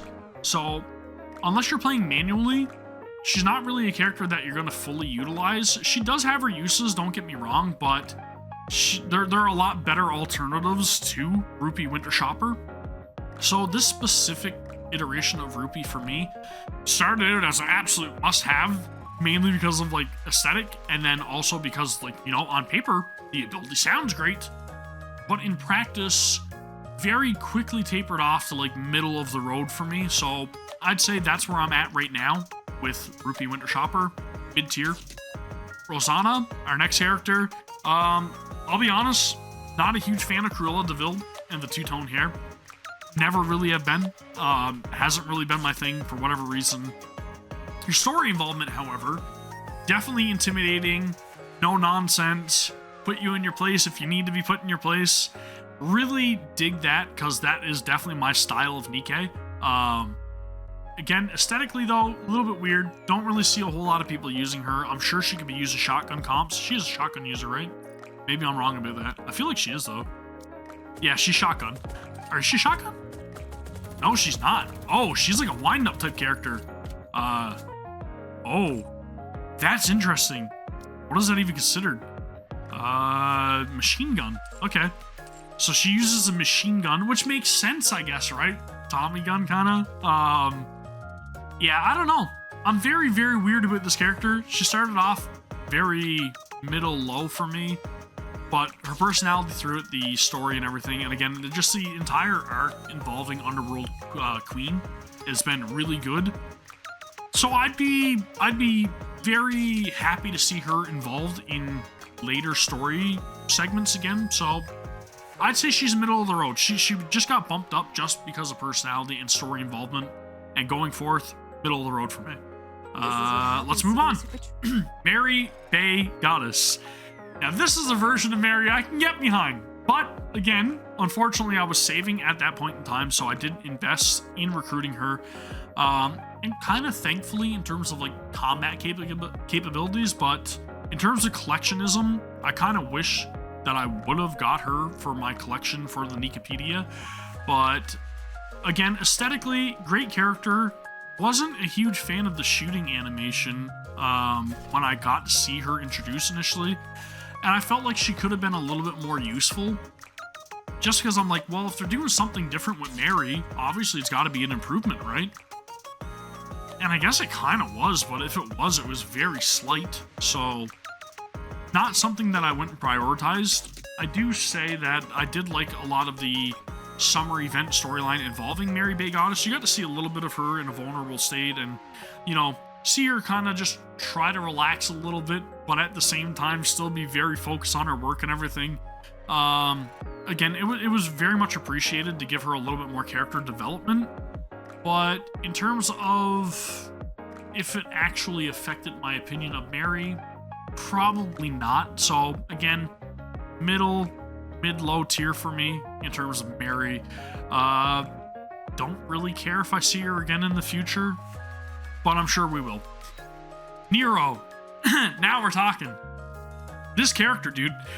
When I saw her introduced, and it was just a part of the other storyline involving Biscuit, with her event quest, I believe, immediately I was like, must have. Love the character design. This character looks like she really just don't care. She's very carefree, and her actual event couldn't be so much further from that. She is a very caring unit, and I love the fact that we got to experience that entire event quest with her and trying to take care of the cat that she was looking after. And honestly, I think this was one of the more strong story moments in Goddess of Victory Nikke for me personally, and I really thoroughly enjoyed that. I'm not going to spoil anything, or for anybody that's going back and looking at like the archives, which I think should be available very soon. I would highly recommend checking out that event involving Nero. This character I recruited because I love her design, and after I got to experience that story quest, and just hearing the beautiful vocals from Epinel with the track that she composed with Cosmograph, incredible. Lovely Lonely Cat or something, I believe it's called. Dude, I play that song so much in my own time. It's so damn good. That this story really struck a chord with me, and I'm so glad that I recruited Nero, even though I don't really use her a whole lot in party compositions. Her skill set is pretty good, I will say that much, and I'm sure if you invest in her enough, she could be very useful. But the story is really what made Nero stand out for me. So going forth, I'd like to see her return 100%. Started out very much desirable, and honestly grew so much more after the event. She, to me, is top tier. Can't wait to see more of her. We'll see going forth. Anise, Sparkling Summer. This is Anise pretty much let loose. Not that she is restrained in any kind anyways in her base version, but this Sparkling Summer outfit for her is so damn good. Or not outfit, iteration of her is so damn good. And it's nice to see her just a little bit more chill, a little bit more trying to be relaxed and everything throughout the summer event. This iteration of Anise is super useful, especially if you're going to be using any sort of like electric code type Nikkes in your party, because her buff is so damn good, super useful. See her used a lot in PvP, very desirable unit. When I initially saw her outfit and everything, I'm like, okay, it's good, maybe I'll consider it. Then I saw the shooting animation and I'm like, god damn, I gotta have her. And then I saw her skill breakdown, and then I really knew I had to have her. So again, character that I'm super happy with. I'd say started out middle high tier and very rapidly went top tier for me. So Anise, top tier. Sparkling Summer, love the iteration. Snow White. What can I say about Snow White? When I got to meet her, I was like, okay, this character means business. a little mysterious. Wasn't really quite sure what to think. Ended up getting her as one of my first Pilgrim units. Not the first Pilgrim unit I got, but one of the first Pilgrim units I ended up getting was Snow White. Didn't really invest in her. I know a lot of people, again, use her for her heavy hitting burst ability, which is a little bit more powerful than Maxwell's, but a character that I wasn't really sure what to think of, so I'd say for me she was kind of like mid-low tier initially, and then I got to experience a little bit of her story, and it got a little bit better, and then I got to experience Overzone, and when that Overzone event happened with Snow White, and you got that like other like excerpt mission showing her and her struggles, and everything that Snow White went through, rapidly increased my favorability for Snow White. Dude, this character has been through some shit, and I absolutely love Snow White. For me now, she's top tier. Initially, when I got introduced to her, mid-low. Now, top tier. I can't wait to see more Snow White, and I hope she gets an outfit redesigned at some point too. But I really want to learn more backstory about Snow White and just, again, everything that went on in the past. I'll say that much. Isabelle, our next unit. The character design, fantastic. I thought she was wicked. I was like, man, I gotta have this character. And then I got to see how useful she was in combat. Didn't really suit my needs. I think she was used in a couple of like shotgun comps and stuff like that, but I think ever since she's been introduced, she really hasn't been like considered a top tier or like a must-have character. I do like her personality. I like how flirty she is and how enamored she is with the commander as well. I do like that. I'm all about that, but I don't really know. I don't really know where she stands with me. I don't really know where her place is in the future of things. Unless it's just like a little overbearing, kind of like creepy, comfortable towards commander and company going forth. But yeah, I don't know. She's a little odd.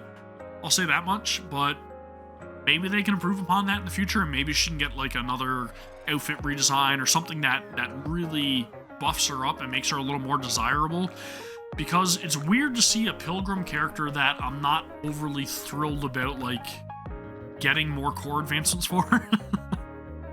So maybe that'll change in the future, but I'd say for me she's middle of the road. Rapunzel, a character that initially when I saw her I didn't really think I was gonna want. I'll be honest. I wasn't overly thrilled about the design of her, and I was like, she'll be whatever. Then I read her skill breakdown, and I realized that she's the only character that can revive. And then it immediately hit me. I have to have her on my party. And she has been on my party and will remain on my party for the foreseeable future, solely for the fact that she is the only character that can revive a fallen unit. And that is invaluable in so many different scenarios. It's unfortunate that their burst cooldown is 60 seconds, but it makes sense. She's the only person capable to revive. And she also provides very, very good heals. She's a rocket launcher type character, which also lends itself well to being able to utilize a burst very quickly. Rapunzel, again, awesome story moments with Overzone and seeing her past and seeing the troubles she had to go through, the trauma, the way that she coped with stuff. Again, I'm not going to spoil anything, but awesome character story. Want to see more about her. Want to learn more about her past. She went from mid-tier to me to top tier in a split second and continues to be top tier going forth. I can't wait to see more. That's all I can say about Rapunzel. Scarlet, no-brainer, top tier. Don't need to say anything else. This character is so damn good, story-wise, literally combat, everything. If you have this unit, you are winning. She is the best. She is the best. A step above everything else. I don't know how she's going to be replaced, if she ever will be replaced, unless she gets her own iteration. Again, that'd be really damn cool, but I'm just hoping to see another outfit for Scarlet at some point in the future. I don't know if they can really do anything else better with her. I am very excited to see more of her and her involvement in the story going forth. Again, She is literally the best character, in my opinion. That's all I gotta say. Haran. Really excited to get her when I recruited her at first. I used her quite a bit going through the Pilgrim Tower, and I'll be honest, her story involvement, it really made me appreciate her character a lot more. But I will say, in terms of like me using her, she kind of fell off. And maybe that's just my own like growth as a player throughout the last year. But she's been one of those characters that like I really use her a lot. I use her a lot in the shooting range in order to like buff my damage and stuff like that as well. But I don't really use her a whole lot outside of the Pilgrim Tower, and even now I'm kind of considering like taking her out of my party and just slotting in somebody else that may be able to help me progress a little bit more. I did end up getting a couple of core advancements for Haran really early on as well, and I thought that she was going to be like a staple to my party, but I'll be honest, I really don't utilize her as much as I thought I was going to. So hopefully they could improve upon that, or maybe I just need to invest a little more heavily in Haran. But I'm excited for more story involvement, so we'll take that as it is. I'd say for me, she was top tier and kind of fizzled out to like a mid-high tier for me right now, currently. Noah, character I had zero interest in, I'm not gonna lie. When I first saw her, I'm like, whatever, I don't want that pilgrim. And honestly, I didn't have her for quite a while. But I very quickly realized in PvP how useful she is, because she grants a 3-second invulnerability to your entire party, and she taunts everything, so she's a great tank. But this is a character that initially I'd say was like bottom of the barrel for me, like I really didn't care about. She's a brat, like just didn't really have like a great personality. I just couldn't get behind her at all, and I'm just like, you know what? I don't want Noah at all. And then I started utilizing her in PvP, and I'm like, okay, now it makes sense. She's a brat, I don't really like her character design, but her kit is invaluable. And again, has been helping me in Pilgrim Tower, has been helping me in PvP. This is a character that, as much as I don't really care if I see her very much in the story going forth, I do want to see her pop up for a couple more core advancements at the very least. And I'm very anxious to see how they're going to end up replacing her or making her less desirable going forth in the future. But all in all, I say she started off bottom of the barrel and crept her way up to, I'd say, a medium-high tier for me, currently. Modernia, how do I say this without spoiling anything? Started out as a character that was awesome. Then I hated her because the story makes you hate her. And then she released as a recruitable character, and it all went up from there. So pretty much Modernia started out for me, awesome character, hit rock bottom because I hated her. I didn't want to see her. I didn't want to fight her anymore. And when she became recruitable, and then just literally how much she aided my entire progress in the story, towers, even PvP for a little bit, even though she's not as much a viable unit currently. I don't find, at least, boss battles, literally interception, so much stuff. Intermission, I don't know what the hell it's called. And you know what I'm talking about, the boss battles, the EX battles, interception, I think it's called anyways.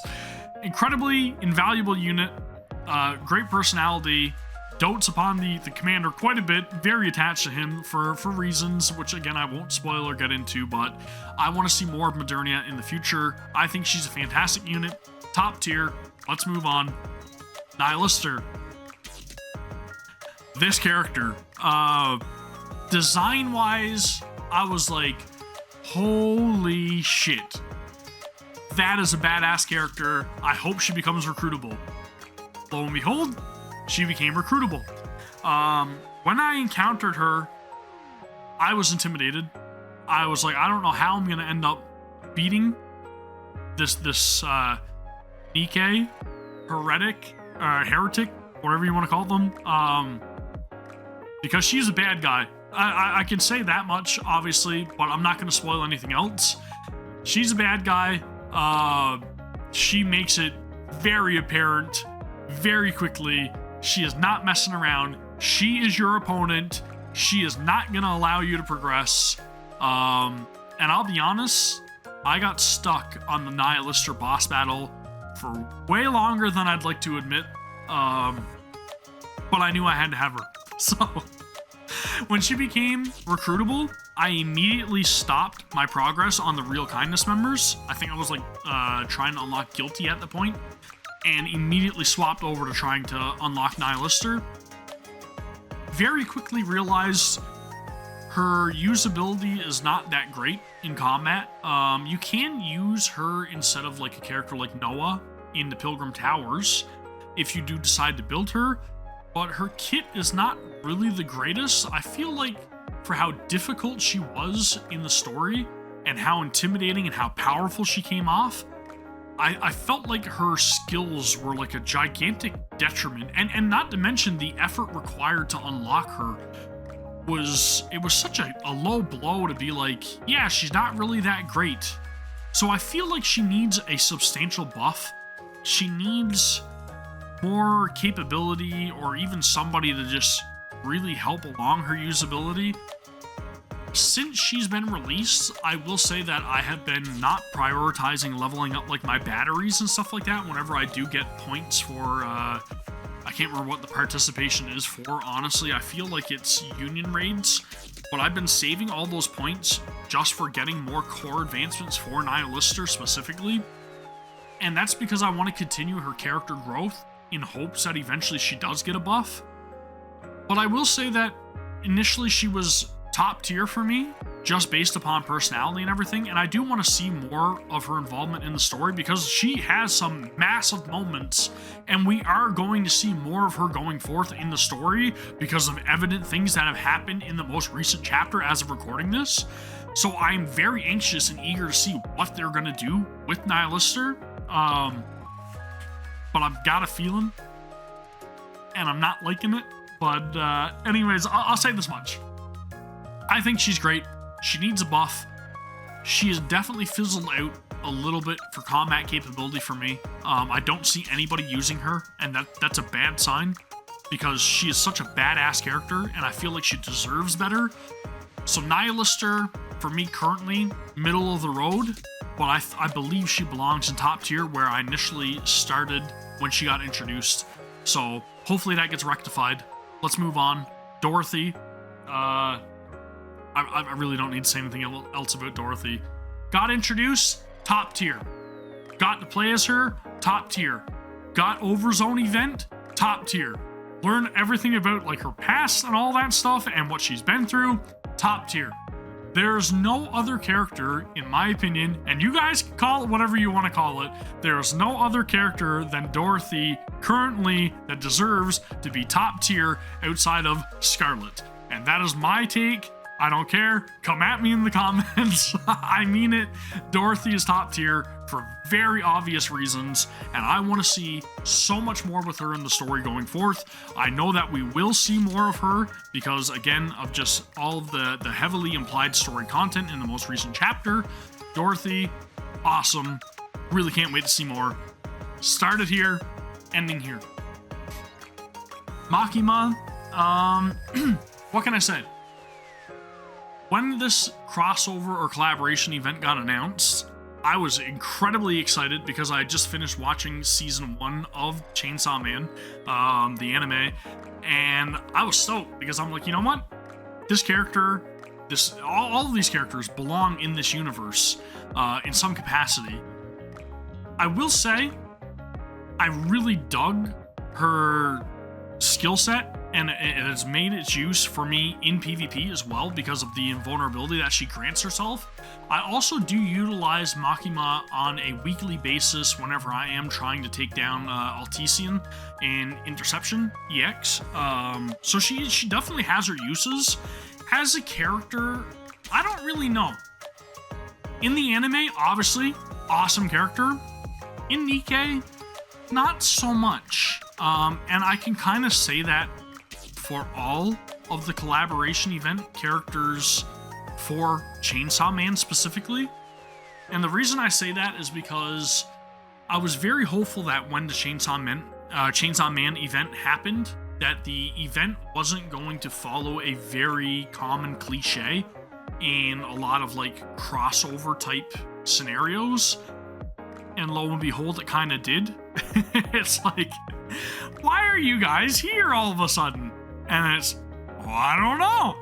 And it's like, okay, so what are we gonna do? Well, we want to find our way back home. That's the extent of it. I thought that they could have done a lot more with the story, but mainly it was just to introduce us to our main villain, the Gatekeeper, which I believe is going to be involved with literally every single collaboration event that we do get for Goddess of Victory Nikke. But Makima as a character, in the snippets of story that we got to see of her, meh. And I don't know if we're going to see her return because of the nature of collaboration events. So I guess it's going to stay at meh. I wish it could have been better, but it is what it is. Power, same difference. Character that in the anime I absolutely love. I think she's very bizarre, quirky. You know how she is, super hyperactive, very strange in the way that she speaks and everything, but again, awesome character in my opinion. Follows in line with Makima in terms of the collaboration event, very meh. And honestly, I don't really use her a whole lot. A little bit in PvP, sometimes in boss battles just because of her damage output, but very meh character to me. Probably gonna remain meh. 2B. This is a character, on the other hand, that I think did it right in terms of collaboration events, because we ended up getting a lot more 2B and how 2B actually is in the story. And I feel like they really did a great job with the collaboration event for Nier Automata. So 2B, in my opinion, started out as a top tier unit. I did use her quite a bit, and I do still use her quite a bit in terms of like union raids and solo raids. She packs a punch whenever you can buff HP. So I feel like she has room to grow whenever future units get released, and hopefully they do increase HP as well, which will benefit 2B going forth. But Nier Automata, I am a little bit biased towards anyways, because I really enjoyed the game, and I do love the entire like Nier series, so she's kind of like near and dear to me. But I'd say she started at top tier and kind of like died down a little bit to like a mid-high tier for me going forth. And again, nature of collaboration events, not really sure if we're going to see her return in the future, so I guess it'll stay at a mid-high tier. A2, my more favorable unit of the two that are the main type characters, I guess, in Nier Automata.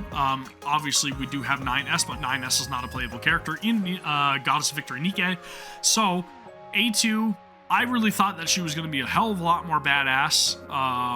Unfortunately, her skill set didn't really come off that way. She feels like a more slower rocket launcher user, which is kind of strange considering the fact that she's using a greatsword. But I guess it kind of makes sense in a way. It's just odd, I guess, for me personally. I do love the fact that she has like multiple outfits, and the same thing can be said with 2B as well. I do love that they included the metamorphic damage outfit specifically. But I did end up rolling for the gacha units just because they are limited time. I wanted to get these characters as much as possible. Both of them did elude me quite a bit, and I wasn't able to max core them, unfortunately, but I will say I do love her story involvement as well. I like the fact that they did branch off the story to give her her own segment of the story as well. So A2 for me started off absolute must-have introductory, died down very quickly. Usability in combat really kind of killed that for me as well. So I'd say for me she's more of like a medium low tier, and that really kills me to say it because I love A2 as a character. And man, I just wish that she could have been better. Going forth, nature of collaboration events, mid-low tier. Rapi. Where do I even start? The title character of the game, just all around badass. Your ride or die, there for you, type character that's always got your back. She's gonna see you through the hardest times. Dude, top tier, absolute top tier. I can't say anything else about her in terms of story without spoiling stuff, but she is getting some massive character developments. She is still very much mysterious. We have a lot more to learn about Rapi in the coming years. Over the last year, however, I don't know how you could grow from top tier to beyond top tier, but she somehow does. I'm very, very excited to see more of Rapi and learn more about her in the future. Again, killer voice actress, Kaylee Mills, knocking it out of the park with Rapi. Top tier going forth. We know we're gonna see more of her. It's inevitable. Man, I'm so excited for the upcoming chapters. Neon, character that initially I found a little bit annoying, but very quickly grew on me. I really like Neon. I like her story involvement. Obviously, with this class of characters, I should state with Rapi, starting with Rapi, we are into the super rare characters, so their usability is going to kind of die down a lot in this regard, in my opinion. Very, very niche going forth because the SSRs are obviously going to be a lot more usable. That's why they're more rare. But Neon, for me, I haven't really used her a whole lot outside of like the opening missions before I was able to recruit a whole lot of other Nikkes. So, usability in combat, not really the most. Started out as a very, like, bottom of the barrel character for me just because I found her a little bit annoying.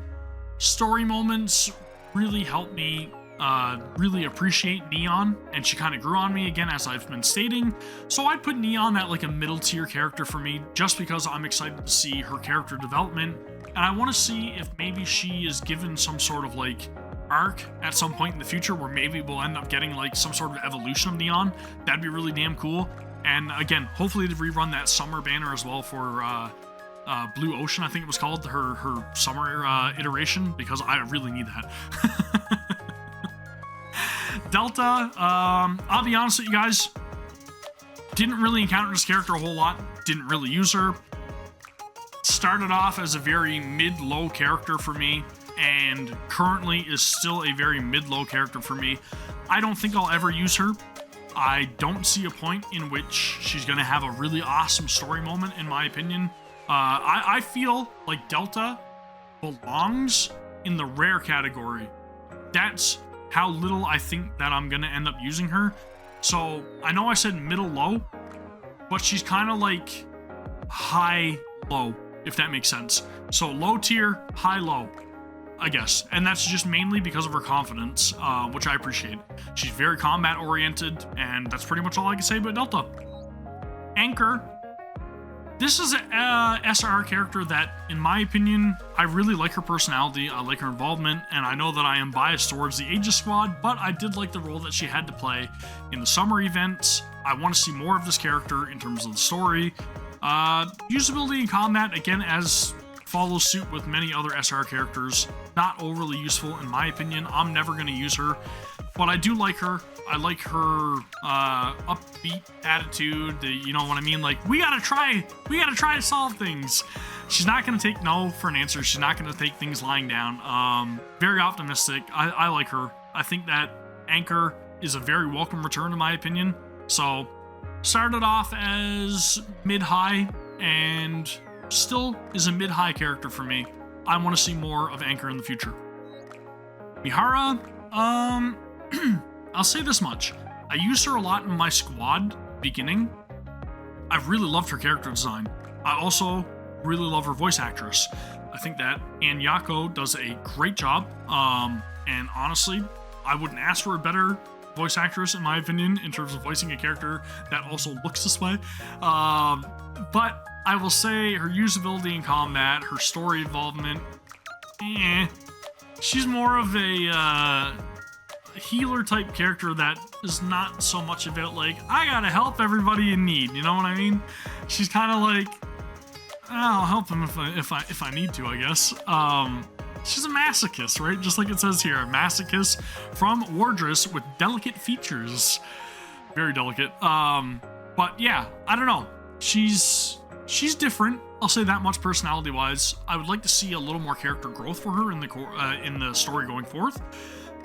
But all in all, started out as a I'd say a high type character because I was really impressed with the design. I was like, oh great, a healer, and she did benefit me quite early on in the story, but very quickly fizzled down to like a high low type character. And going forth, maybe we'll see some improvements and maybe she'll bump herself up to a middle of the road character, but I can't really see her being anything other than middle of the road going forth. So next up we have N102. Now N102 is a character that initially I was like, okay, bottom of the barrel, I don't care about this character, I'm never going to use her, and I didn't use her for the longest time until PvP started, where we were able to have like multiple teams, and then I realized N102's usability, because she's also another character that can recover your cover's HP, which is super useful, and I utilized her quite a bit in PvP early on. So I will say that like initially started out bottom of the barrel, very quickly grew to a medium high type character for me, but very quickly fizzled out to a medium type character for me again. So in terms of SR characters, I guess I should say, she is probably one of the most useful SR characters, alongside Anise. In terms of story involvement, I feel like we got a lot more story surrounding N102 when we got Anne Miracle Fairy, so we'll say that much. I appreciated that iteration a little bit more. N102, I guess, is kind of like that medium tier right now for me, so a little slight character growth. And going forth, I don't think she's going to receive a whole lot more love, so she'll probably stay at the medium tier for me. But if you guys do have no other alternative options, she's a great asset to your party early on, so definitely utilize her. Ether, character that when I got introduced to, I thought was really quirky. She actually just got a little bit of story involvement again with the recent event, School of Lock. I was very surprised to see her there, but again, it makes sense because, you know, she is a member of the staff of MMR, the vocational school. So again, not really sure what quite to think of her personality. She seems like she's kind of up to things. I'm very interested to see where things are going to go with School of Lock specifically, because I haven't completed the hard mode of that yet. But I don't know. I want to see where things are going to go in the future for Ether. I'll say that much. Started out very low type character. I wouldn't say bottom of the barrel, but low character. And then with this recent story event with the School of Lock, I'd say she kind of bumped herself up to medium-low. So not a huge character improvement for me, but I would be interested to see what kind of role she's going to have to play going forth with MMR and everything that's going on at the vocational school in terms of the graduation of the future Nikkes. Anise, great character. Don't have to say much else about her. She is our comic relief. She is very necessary in terms of like our squad, the counters going forth in the story. I'd say that at first I felt she was a little bit annoying, a little bit like too obvious being like the comic relief type character. She started out as like a medium character for me, tolerable, but like didn't really care if I seen much more of her, but has had very substantial story moments that really make me appreciate Anise. And then again, with the summer iteration, the entire summer event, everything that goes on with her, a lot of the situations she gets put in, and just how she deals with those situations, she's really grown on me. I think Anise, again, usability in combat as well, something I should point out. Very viable character in PvP because of the defense buff that she provides, and highly encourage anybody that is in need of a little bit more survivability to make use of Anise. She's a great character for an SR. Probably even more so than N102 in my opinion, so would definitely utilize her over any other SR unit, and I really obviously want to see more of her in the future in terms of the story. I will put Anise, then when I first got introduced, medium, now top tier, awesome character, can't wait to see more of Anise. Valorta, next character, I will say started out as a low tier character, very much enjoys food, which is super relatable to me, and again, only really used her a lot in the beginning chapters, just because I didn't really have access to many Nikkes. If you are in need of a rocket launcher character early on, she is a great option, but you will very quickly outgrow this unit. In terms of story, again, very quirky, very niche. Not really sure if I care a whole lot about seeing much of her going forth. But I can get behind wanting to eat a lot of food because, you know, that's near and dear to me. But, yeah, I don't know. I think she's probably still going to consider a low-tier unit for me in terms of everything overall. So that's where I'm at now with Belorta. Mika kind of follows suit. Low-tier unit, literally from introduction to now. And I don't really have a whole lot to say about Mika. I didn't really use her. I didn't even use her over Belorta, to be honest with you. I don't really see a need to use her over Belorta. If you had both of them, prioritize Belorta in my opinion. Mika, not so much. Don't really care if I see this character a whole lot in the future. In terms of SR character, she fits the role. She could stay there. Nev, surprisingly enough, another SR character that I did have quite a use for early on. She got introduced with the holiday event, and when I saw her, immediately I was like, holy crap, this design is incredible. I really don't fussy the whole sleepy aesthetic alongside Frima, and that is what you're going to get with Nev. She's tired all the time. All she wants to do is hibernate. But she is very useful if you are in need of another Tetra member early on in the game. Her shotgun is really damn good for quite a while. She is a great character, a great alternative if you're looking for a Burst 3 character for Tetra, which I was for quite a while, and I did utilize her quite a bit. I'd say Nev for me started out as a medium type character and then proved herself very useful in the towers, which bumped her up to like a medium high, but then very quickly fizzled back down to a medium. So I would say if you have her as an alternative to any other like Burst 3 that you may be using for Tetra that you may not find overly useful, try out Nev. She may be worthwhile for a little bit. She'll get you over a hump, which is nice. So that's where I'm at with Nev, middle of the road. Himeno, not a character that I use at all. I think people said that she did have some sort of use, and it may have been like healing or something. I'm not really sure 100% about the details of her abilities. Charge damage, crit rate, max ammo, attack, defense. Okay, so maybe she doesn't provide any healing at all. Maybe it was just for buffs. Oh, right, and the sniper rifle comps, which were a thing for a while.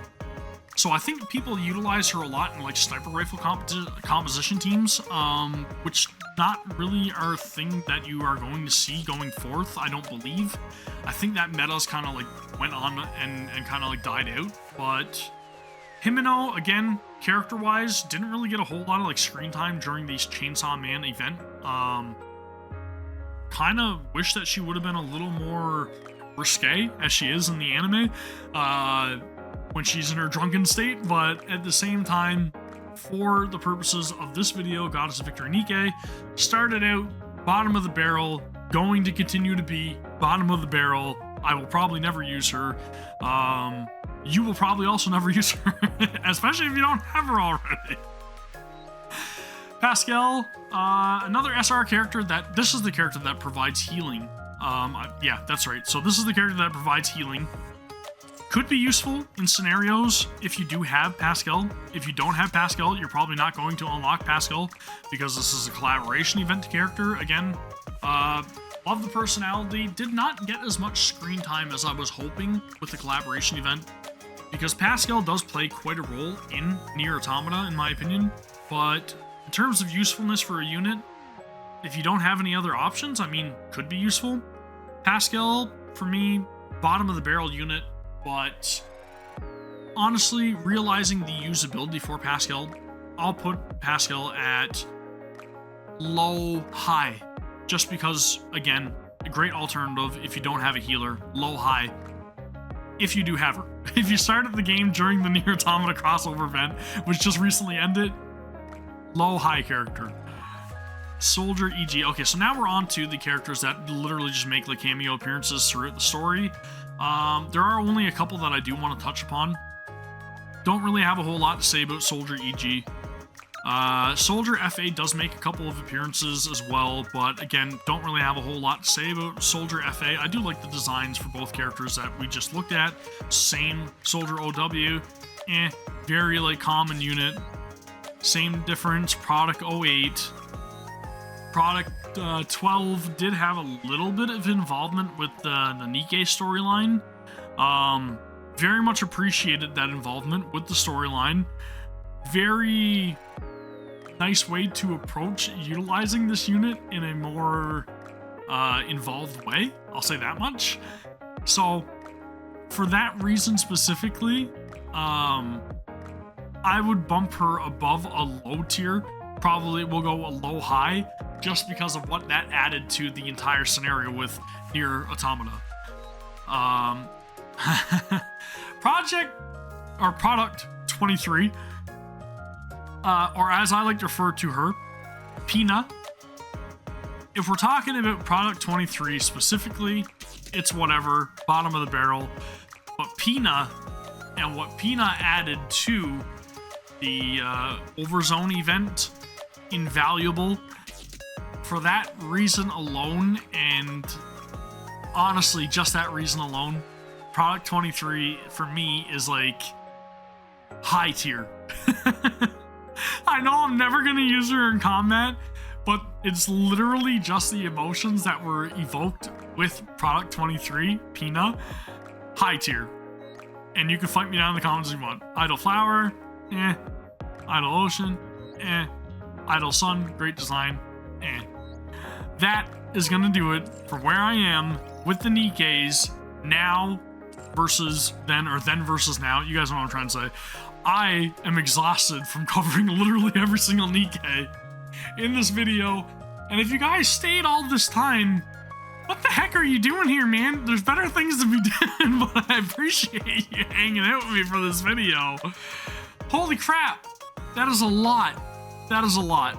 But that will go to show where I am with the story and my appreciation for each and every single one of the characters that have been introduced thus far over the last year. Again, it has been a wild ride, and honestly, I'm incredibly optimistic for the future of the game. I want to see more. I want to learn more. I need more story. I need more characters. I honestly am so hyped for everything that's coming out in the future, and where the story's going, man. Like, come on. Nikke, top tier game. If you haven't tried out Goddess of Victory Nikke yet, go and get the game. Experience the story for yourself. Let me know your own opinions about all of the characters down in the comments below, and I will read each and every single storybook. Let me know if you disagree with anything I said. Let me know your own thoughts, or things that I may have missed out on, or things that I may have just not picked up on in terms of like Bond quests, because I'll be honest with you guys, I haven't really paid attention to like literally every single Bond quest, but there's probably some key moments that I'm missing out on. I've tried my best to pay attention, and going forth I will do my best as well. But if you guys want to see more content like this, also let me know down in the comments below. I know this is a very lengthy video, but I felt like it needed to be done, and honestly, with 1 year of Nikke coming up right now, dude, the future looks so damn bright. I can't wait. Anyways, if you guys would be so kind to give the video a thumbs up, it really helps the channel, and also please consider subscribing to the channel for more Goddess of Victory Nikke content. You will find it right here on the channel. I'll try my best to cover it, and if you guys are interested in possibly seeing me live stream some of the gameplay for Goddess of Victory Nikke in the future, then also let me know down in the comments below, because I will more than likely stream that over on my Twitch channel, twitch.tv/Gavin_vengeance. Let me know, and I will do my best to stream some in the future. So, that's going to do it for me. Thank you very much for watching. As always, hopefully I didn't bore you to death. I will see you all for the next one. Take care. Peace.